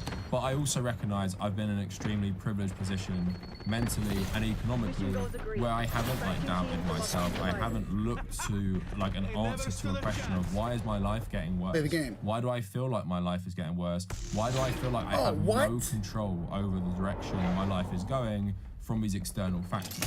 So what often happens is when you're looking for those answers, be it that you're on economic hard times or you're just insanely insecure about anything, you go looking for solutions. And what the solution has been from the far right is to tell you that part of the reason your life is bad is because feminists have gained power and they're waging war against men. And wasn't it better when men were in charge and men were men in society? And like Jordan Peterson and his popularity was obviously a good symbol of this, where he would say, yeah, like, because of lobster hierarchies in nature, men should just be in charge of everything because that makes the world a better place because women are too emotional, right? And we had loads of people agreeing with him, but we have this kind of like academic credibility to just misogyny. And what I have seen, in contrast with what I haven't seen a huge institutional rise of man-hating. I have seen a huge resurgence of women-hating across the entire world, and that includes the rise of the far right. But like I said, I recognize how not every man is going to be like me. So let's talk about the problems beyond the cultural element for the first time. We'll talk about the recent elections and the economic side. Like I said, the thing I have noticed as well, as a man growing up in Tory and now Tory-like Britain, is the world has got worse. The world has got more uncertain, and the establishment has utterly failed to improve our lives.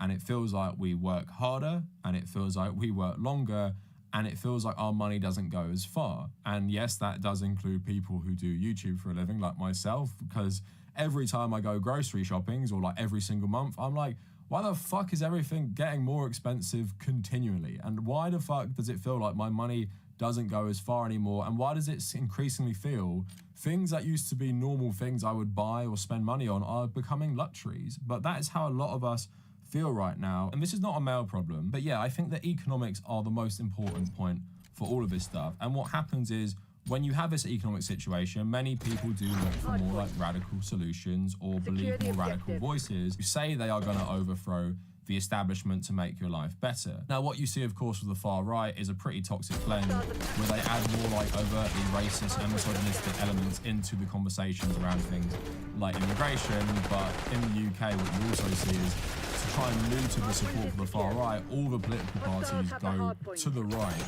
to basically agree on the conversation. So that's something they also do, is they normalise the cultural discourse around certain issues society have. But at the same time, most of these far-right elements are funded by billionaires, are funded by millionaires as well, and are firmly part of the establishment.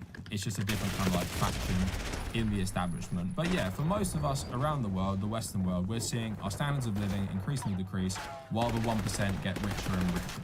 Now, what happened in the recent elections, Gen Z men swung more for the far right. So on this poll, you see the recent results of the German election, and you see like the AfD and Die Linke rising, and what Al Jazeera was reporting was young Germans lean to the far end of the political spectrum in Sunday's election, with most backing Die Linke, the left, and the far-right alternative for Deutschland. So Die Linke won over Young Germans. The party secured 25% of the votes among 18 to 24-year-olds, and the highest among all parties, and a rise of 17 points from the 2021 federal election result.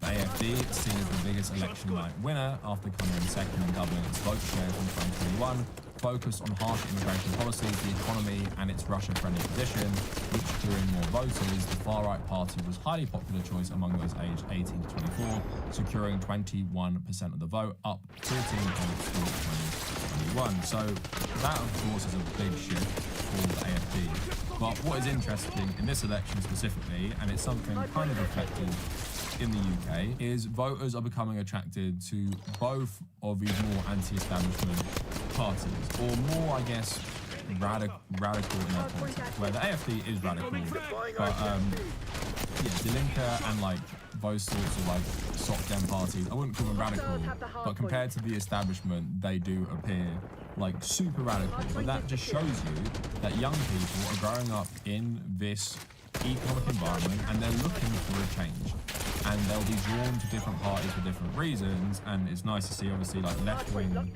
parties rising as well, but you're seeing there, in my opinion, it's driven by the economic factors that affect this certain generation. So just another article about the UK, why are so many young men turning to reform? So Britain is an outlier when it comes to young people and their willingness to adopt right-wing values. Britain is unusual in that it sits at the 10% mark, significantly lower than other countries, but despite this rejection of conservative values amongst younger people, reform have been successful in accumulating support from a very specific type of voter. But of those who voted and were aged 18 to 24 at the time of the last election, 12% of men voted for reform compared to 6% of women, but 35% of 17-year-old men stated they would vote for reform if they could, compared to just 12% of women. So obviously that is like pretty scary that like the next like age of voters is coming up and they're like, yeah, 35% of us men will vote for reform. I also think part of that is also a contrarian streak in younger people. Like, they will be attracted to things that are anti-establishment, and if you are a young man, you can be quite stupid sometimes, and you'll just see popular things on social media like Farage or Reform or whatever, and you'll just be attracted to them. But also at the same time, although the Green Party are far more popular than you believe, they just don't get the same coverage by the establishment press, and Farage has long been covered by the establishment press, and you can even make the argument the reason he's been so successful is he's been a pretty minor figure in British politics in that he hasn't held political office until very recently, but for some reason was constantly platformed by everyone, and we were meant to take him seriously when it came to the EU and immigration. So it's definitely a failing by the capitalist media, but Farage is backed by rich people as well, and he is a frontman for their more like libertarian agenda. And although not as popular in Britain as the far right in Germany, it is concerning this is happening. I would also say part of the reason far-right political parties have not been popular in Britain historically is because the Tory party fulfill that need very nicely, and especially the modern Tory party, pretty much indistinguishable from the AFD anyway. So although now Reform are rising, at the same time the Tories have filled that far-right role, even if people don't really accept it. Then we go to the US election, and then it says here that what polls predicted came true. The shift of Gen Z voters towards Republicans, driven by young men voting for Trump. In 2024, they backed him by a 14-point margin, and young women backed Harris by a 17-point margin. Trump's share of the young male vote increased from 41% in 2020 to 56% in 2024, and young white and Latino men shifted most dramatically to the right by 22 points and 38 points respectively. Now, in the American context, of course, it's probably easier to understand, and maybe you could even say it's a bit of a fad. Now, it's clearly not because it's happening around the world, but you have two choices in front of you, right? Gen Z men who, some of them have never voted. Two choices. Joe Biden is the president. You're told every day he's responsible for all your problems because he's currently in power. Donald Trump, who was the president, and you've been told good things about him, he's now running again, still using some sort of anti-establishment language, and you're being told he's going to fix all the problems, so you just vote for Donald Trump because apparently he's going to make your life better, right? It's a very binary system where you only have two options. It's not like Germany or even the UK where there are multiple options. It's literally like, do you vote for the current president, or do you vote for the former president, or do you vote for the guy who's going to come in and change things? So maybe that can explain why the shift is even more dramatic in America. Of course, America does have just insane shit as well, like where it feels like every single person is just some sort of far-right conservative. The American political spectrum, of course, the Overton window is way more to the right generally. And if you talk about like Gen Z influencers, I said Asmongold, but just generally most famous young people in America these days, especially on social media, are right-wing, did promote Donald Trump. So if you are a Gen Z American who might be leaning conservative, you're pretty much going to have all your views confirmed or be pushed more in that direction because every single thing you're consuming is actually conservative as well. I think Hassan spoke about this once too, but it is true. Like, pretty much you watch any gaming YouTube channel, even if it's not political, and it's going to drop something in there that makes you realise it's right-wing. Like, the whole culture online at the moment for young men is just dominated by conservative values. Now, one thing I'll say is what you saw there was a massive split with women, and I think that's for multiple reasons, because I said that we're all suffering the same situation, which we are, but why are women going more liberal, more left-wing, in contrast to Gen Z men? I think obviously part of it is because political parties are becoming so overt and misogynistic. Like, voting for the Republican Party as a woman who might be a centrist or a liberal, like, there's just no way you would ever do that when you're promising to take your rights away. I mean, there are, of course, millions of women who did vote for Donald Trump, but it's safe to say the next generation of women are firmly leaning more to the left. And also, that does coincide with younger women making better money on average in most of these countries. They're also better educated as well than men generally. So all of these things factor into why women are going that way, but I do think that over, like, fascist misogyny in a lot of these political parties just is so unappealing to women. And if you talk about like women's liberation, feminism and everything, like, this is a new generation who's grown up where that has been firmly established as a societal norm, rather than growing up where it's still more of an active fight. I'm not saying like feminist activism isn't still important for younger generations. Of course it still is, especially like we've been saying with this new far-right threat, but I'm saying there is a level of it being normalised, which I think also pushes you in a more liberal direction. You realise the gains women have made in society over the last 100 years are from liberal and left-wing people. And I made a video recently of right-wing female influencers all complaining that conservatives were way too misogynistic. Obviously, they're doing it for a paycheck, but you can imagine, even if you're a woman who might be kind of attracted to that environment, once you face the reality, you're going to be turned off it. And Lauren Southern, of course, was an actual trad wife and talked about how that's just like the worst thing ever. But that's what a lot of men want, and want the trad wives. So it's just not a great home for a lot of women to join this stuff.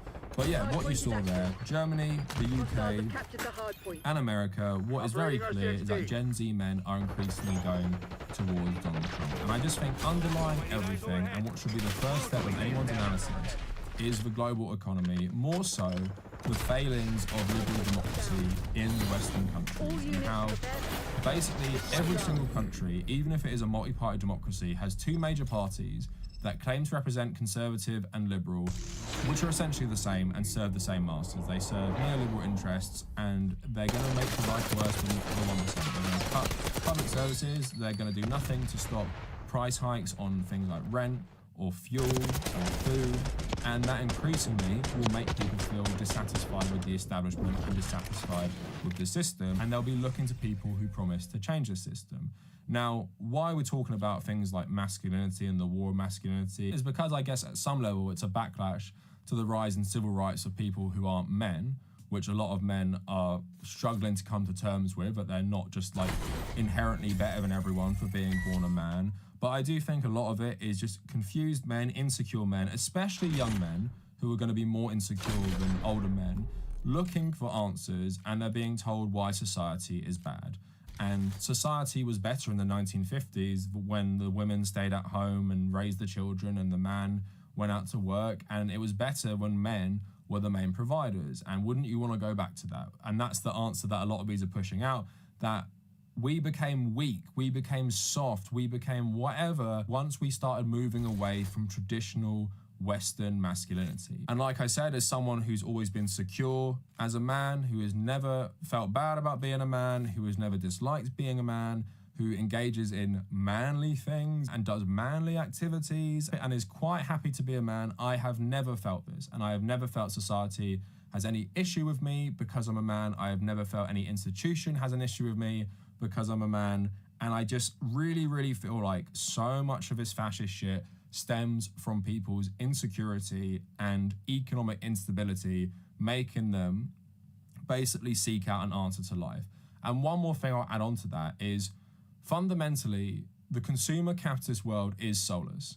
And men look for meaning because we have no meaning in our lives when our whole life revolves around survival, right? So if you are working really hard just to buy the basic necessities of life, and with the cost of those things spiraling, increasingly it's going to detract from basically your happiness, because you're literally just working something you hate to survive, and then you don't see your life having any purpose outside of that. Like, what is the point in life?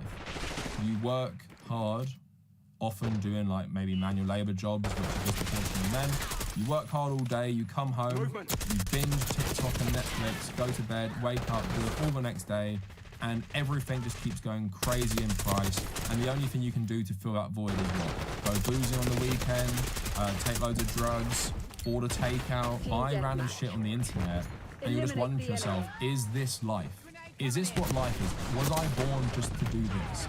And then you have people like maybe Andrew Tate or various other conservative influencers who are saying, no, you weren't born just to do that, you were born for whatever purpose. And the reason your life is like that is because the West is attacking masculinity, and it's this matrix that puts you into a certain environment that you can't break out of. So although a lot of it is obviously like ridiculous, and a lot of it is obviously really insanely gross, I'm just trying to paint the picture of why Gen Z men specifically are becoming more attracted to fringe ideologies and stuff that when I was 18, for example, you wouldn't really hear in mainstream discourse. I would just say to any man who feels like the world doesn't like you because you're a man, and your problems in life are because you're a man, you really just need to rethink that and realize your problems that you experience in life are not because you're a man.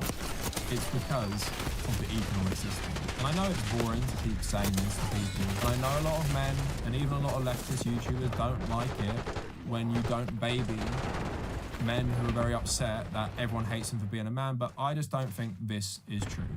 And I think what it is if you think that, you have deep insecurities, and you need to sort that out yourself. You need to work on yourself, because society does not hate you for being a man, and your problems aren't because you're a man. Like with everyone else, and this is what you should think about, regardless of gender, your problems are because of what the 1% are doing, not just to the country, what they're doing to the entire planet and destroying it for profit. And they're using things like masculinity or whatever, they're using that to make you continually vote against your own interests, because voting for Trump and voting for Farage and voting for the AFD is not going to do anything to make society like men more. In fact, it will have the opposite impact, where they'll probably like men actually less, where people are going to start actually hating your generation of men even more for continually voting for fascism. So yeah, I just wanted to talk about that today. A bit of a rambly one, but let me know what you guys think in the comments, and if you made it this far, thank you for watching.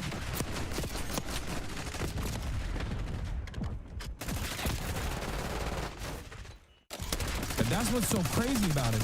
So at a time when a real institution that tracks anti-Semitism is needed the most, the ADL is squandering that reputation that they previously had by actively using it as an offensive weapon of propaganda and greatly exaggerating the anti-Semitic incidents by tacking on pro-Palestinian sentiment into actual audits of real anti-Semitic incidents.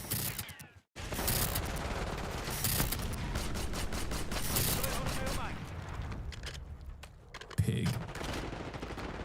Are the ADL's anti-Semitism stats credible from the listening post? Let's take a look. ADL is in the news and on the front lines. The rejection of anti-Zionism and anti-Israel sentiment. The Anti-Defamation League, the ADL, says its annual conference is the world's largest summit on anti-Semitism and hate. Wow, wow, wow, wow. The event is a showcase of the pull that the ADL has. Thank you, ADL, for the work that you do for all of us. It's one of the most well-funded and best-known NGOs in the United States. Its summit takes place in New York, where the ADL is headquartered, and big-name speakers from politics, entertainment, and social media come in for a turn at the podium. Yes, never is now. Leading the extravaganza is CEO Jonathan Greenblatt. He's been the frontman of the ADL for a decade, and he's a frequent voice in the media. Joining us now is Jonathan Greenblatt, the CEO of the Anti-Defamation League. Thanks so much for being here on this day. We see Jonathan Greenblatt on cable news programs with such incredible regularity, you would think there's nobody else available. What do you think these social media platforms are supposed to do what's the responsible thing to do. He's ubiquitous. Trump had been doing Gestapo shit for a foreign country. How cuck can you get, OMG? I don't country. It is being implemented at the behest of a foreign country right now. But I think the purpose of this is more nefarious than what you think is going on. This isn't just Donald Trump being cucked to Israel. This is what is otherwise known as a trial balloon, okay? They're trying to see what they can get away with. There are already plenty of homegrown institutions that have spent a good deal of time and capital on persecuting and maybe even simultaneously prosecuting people that have ever spoken out against Israel.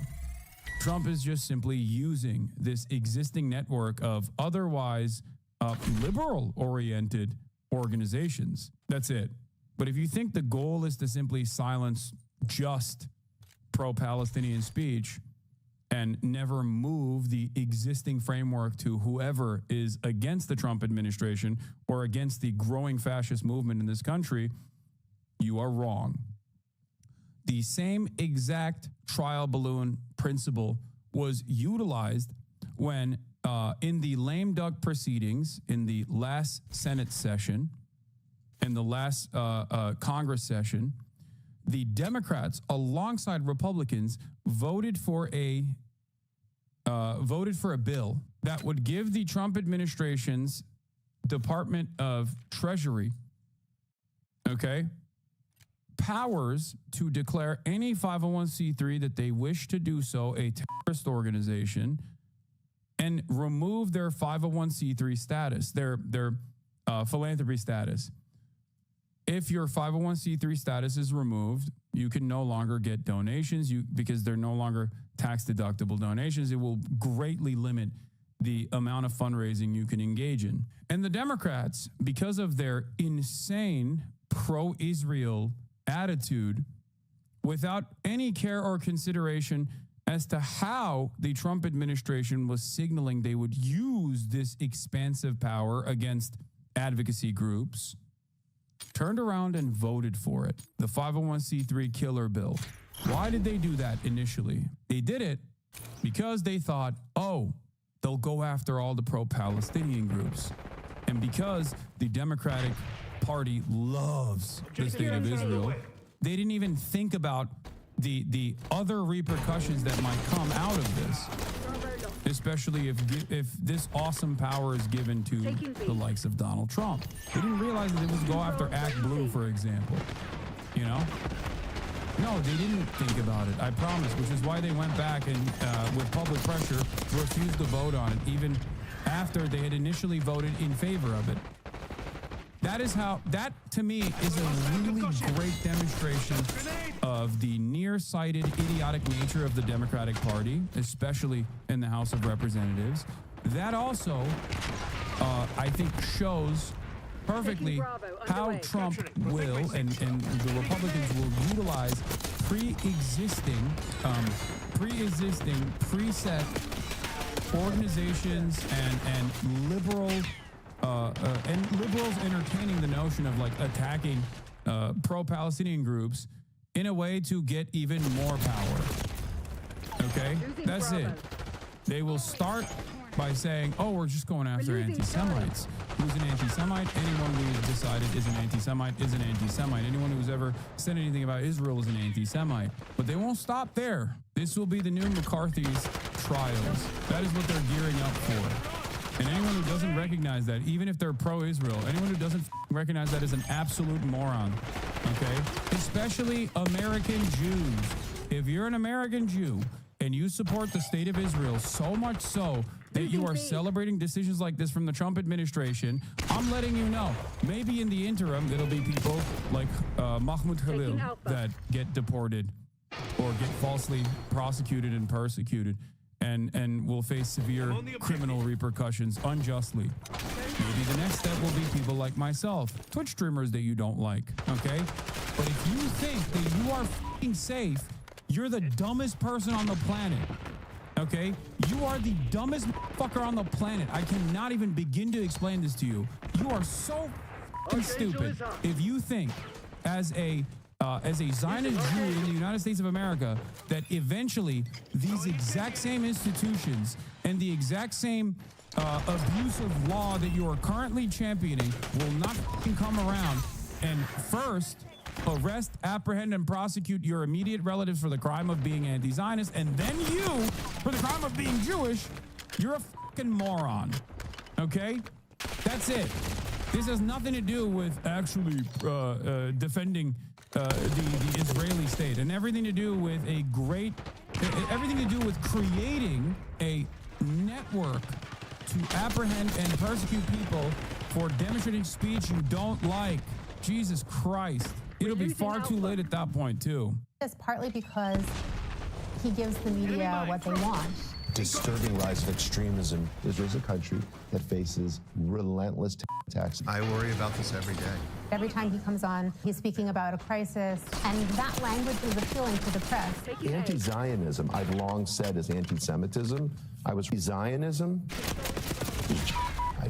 Jonathan Greenblatt is a very well-connected Anti-Zionism is TOS at 255. Thank you.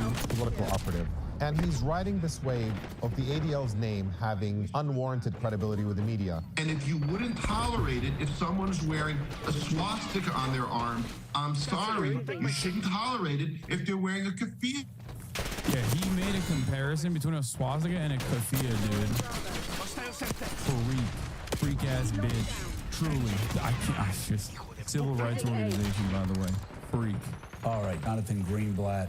Thank you so much. Greenblatt suggested that tolerating people wearing the Palestinian keffiyeh, a basic symbol of Palestinian culture, that is tantamount to tolerating people who are wearing swastikas. He speaks For those of you who don't understand, okay, there is no moral equivalence between Nazi Germany and demonstrating your support for Palestinian emancipation. Do you understand? It is actually infinitely closer in practice and in theory that, to make a it's an infinitely more apt comparison to make comparisons between Nazi Germany and the state of Israel. Okay, Jesus Christ. Very authoritatively and competently, but uses that competence to aggressively weaponize the charge of anti-Semitism in order to silence any criticism of Israel. He wrote to the ADL for a response to this characterization of its work, that the organization and its CEO labeled criticism of Israel as anti-Semitic. We didn't get a response, and that didn't come as a surprise. Greenblatt has made clear what he thinks of Al Jazeera's outreach. The Al Jazeera effect. So pumping propaganda 24/7, across people's cell phones. Yeah, the propaganda is simply showing people unfiltered what Israel is doing to Palestinians, by the way. That's the propaganda. The propaganda here, okay, he's using it as a pejorative, right? Propaganda here from Jonathan Greenblatt is just outlets that genuinely shows what the fuck Israel is up to. That's what's so unimaginable. That's so unacceptable. On their television screens. The ADL was founded in 1913 when waves of anti-Semitism were sweeping across Europe and the United States, and just 3 decades before the rise of Hitler in Germany. The ADL now calls itself the world's leading expert. There was TOS, I skipped it. On anti-Semitism. On its website, the organization lists its activities, and its studies on anti-Semitism have become a fixture in American media. Yeah. I'm going to tell you right now, the main question here is, are the ADL's anti-Semitism stats credible? The answer, unfortunately, is no. It is supposed to be the premier and perhaps one of the most important organizations to combat anti-Semitism, okay? And with all of the esteem that they have, they've basically squandered their reputation, what remained of their reputation, and are completely insane. Why? Because they are one of the most vicious, overt bullies that actively undermines their status as a civil rights organization by routinely conflating anti-Zionism with anti-Semitism, as Jonathan Greenblatt did here. And their fucking audits literally are just like anyone that is wearing a keffiyeh, someone who said free Palestine, someone who said from the river to the sea, Palestine should be free. Regardless of whether they're Jewish or Christian or Muslim, Arab, Palestinian, doesn't matter. When you do that, yes, you'll get these incredible reports about anti-Semitism exploding. And the irony, of course, is that anti-Semitism is exploding in the United States of America. That's what's so crazy about it. So at a time when a real institution that tracks anti-Semitism is needed the most, the ADL is squandering that reputation that they previously had by actively using it as an offensive weapon of propaganda and greatly exaggerating the anti-Semitic incidents by tacking on pro-Palestinian sentiment into actual audits of real anti-Semitic incidents, all while simultaneously defending real anti-Semitic incidents like Elon Musk ripping the fucking Sig Heil. Big increase in anti-Semitic behavior in Florida, that according to the Anti-Defamation League. You have just finished a report the ADL has on how many incidents we saw in 2018. We're at historic numbers. It is horrible what is happening. I know that you are tracking more incidents. A troubling new survey from the Anti-Defamation League showing that anti-Semitism is on the rise in America. The ADL does document anti-Semitic incidents, and many of the incidents they document are genuinely anti-Semitic. For example, people being harassed for wearing kippot in public. But especially recently, a lot of the incidents that they've documented as anti-Semitic are... That's what's so crazy about it, bro. Like, how do you betray your principle of actively logging, combating anti-Semitism by just like so overtly and so openly being like, things that every Americans agree to and understand, virtually all Americans understand, that are also correct, by the way, like Israel doing a genocide is correct, okay? Simply repeating that correct statement, being considered anti-Semitic, is psychotic. It's dangerous. You're giving credibility to anti-Semitic statements by directly associating correct statements that are shared by many Americans as though they are anti-Semitic. It is insane. Maybe because they kill babies? What? Yeah, okay, dude. This is what I mean. And then the outcome of that is people responding to that and being like, okay, well, they're saying, Jewish people are saying, baby killing is a part of the business here. Jewish people keep saying Israel is the Jewish nation and everything Israel is doing is for Judaism. And then they fucking turn around and say shit like this. That's it. If you actively think that you are... Dude, this is why I always make the ISIS comparison. It's like if there were American institutions designed, like American civil rights organizations designed to like protect Arabs and protect Muslims, running around and being like, ISIS is actually the true Islamic caliphate. It is an Islamic state. Why can't ISIS develop an Islamic state?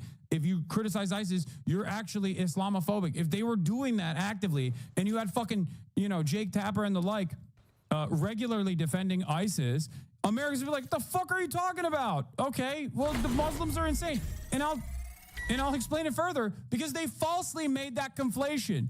Media falsely made this conflation, claiming that ISIS was true Islam. This is the true nature of the barbaric Islamic hordes. They actively did that. Why did they justify the war on terror? Oh, it is fucking ridiculous. Are actually just protests for Palestinian rights, including protests led and organized by American Jews. What they do with their data is consistently conflate anti-Zionism with anti-Semitism, criticism of Israel with anti-Semitism, and that conflation. Are they just dumb or are they just paid by Israel? Yes, of course the ADL is paid by Israel. What do you mean? He literally goes to the fucking Israeli Knesset and gives speeches about how the real war must be fought on the propaganda front and we must do more Hasbara in the West. Like, yes, this isn't even fucking dual loyalty tropes and shit, okay? This is straight up like out there.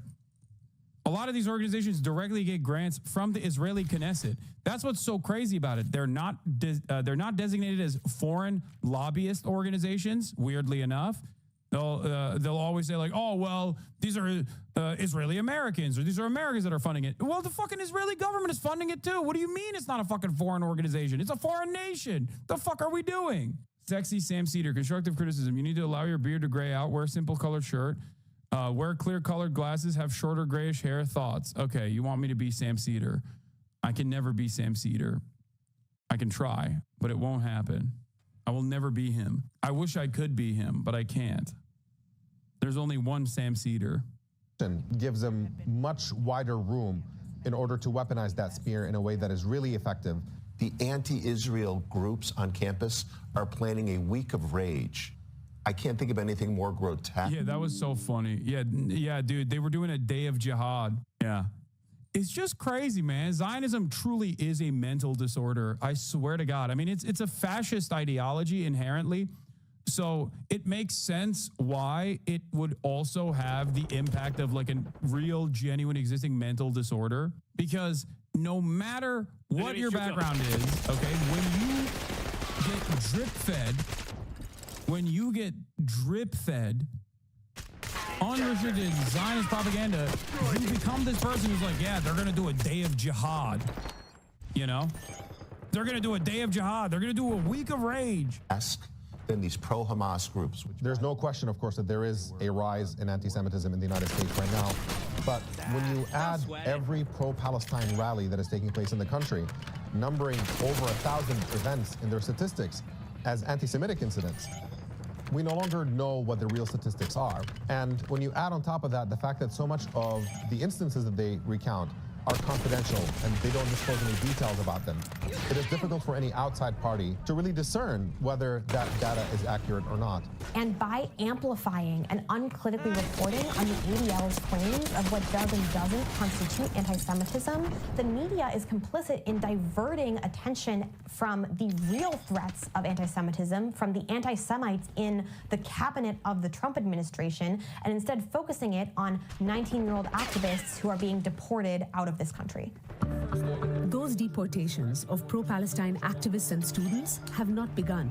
However, the chances of them happening increased exponentially after Donald Trump renewed an executive order from his first term to, quote, combat anti-Semitism and explore ways to expel pro-Palestine activists from the United States. We've begun the process of deporting foreign terrorists, jihadists, and Hamas sympathizers.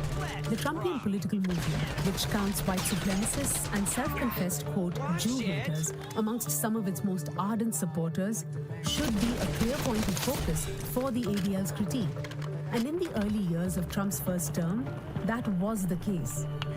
While it's a bit... Is the genuine rise in anti-Semitism because of the conflation between Israel and Judaism? Yes, that's one part of it, and a very big part of it, actually. Yes, absolutely. And Jonathan Greenblatt, Jake Tapper, Dana Fash, and many others are contributing to that problem by literally showing what Israel is doing and saying, well, there's contextualization and justifications for the baby murder that you are watching unfold in front of your fucking eyes. And also that if you have any sort of opinion on this baby murder being inappropriate, you're fucking anti-Semitic. What the fuck do you do all that? You're like, okay, I guess I'm anti-Semitic. That's it. That's it. Bad Empanada says you are too. Oh, God.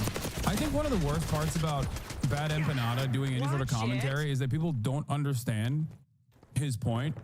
And then they come in here and repeat like the wrong point that he's making. Okay? This is the worst aspect of political commentary in this space, is that you personally don't understand the point he's making, and you come in here and you bastardize the point that he's making, and you make all these other people who are in here misunderstand the point that he's making, and then there's like a lack of communication.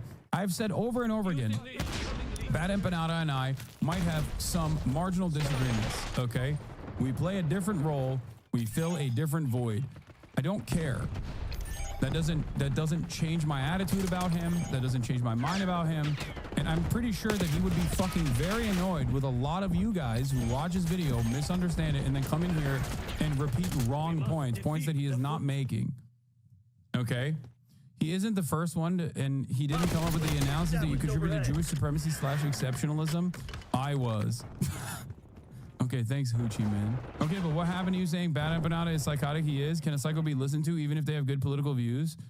Yeah, I mean, he is. I separate the things that he says about political commentary from the things that he says outside of political commentary. Okay, and no. Doors open. Doors open. Doors open. Sorry. Anyway, let's continue. Unclear what the president was trying to say in terms of who Jews are disloyal to. I will be exactly clear on what that was: anti-Semitism.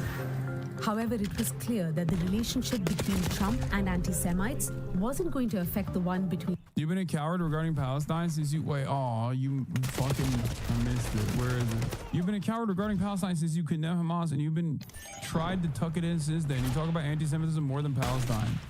Yeah, dude, you're... you are probably the most schizophrenic person I've ever encountered if you think that I talk more about anti-Semitism than I do about fucking Palestinian emancipation. That's insane. That is insane. I talk about a variety of different issues, and of course, as a political commentator in the West, who also does care and doesn't want it to fucking rise, yes, I will definitely talk about that as well. I don't know why you think that this is a metric. I don't know why you think these two things are at odds with one another. It's very stupid. There is point to a moment where I've ever entertained rising anti-Semitism as a reason to curb back on fucking pro-Palestinian sentiment, and maybe then we can have a conversation. That's it. This is why I'm saying a lot of people misunderstand the point that like Bad Empanada is fucking making, and then come in here and yell. Okay, that's it. Maybe you think it's a distraction. I don't.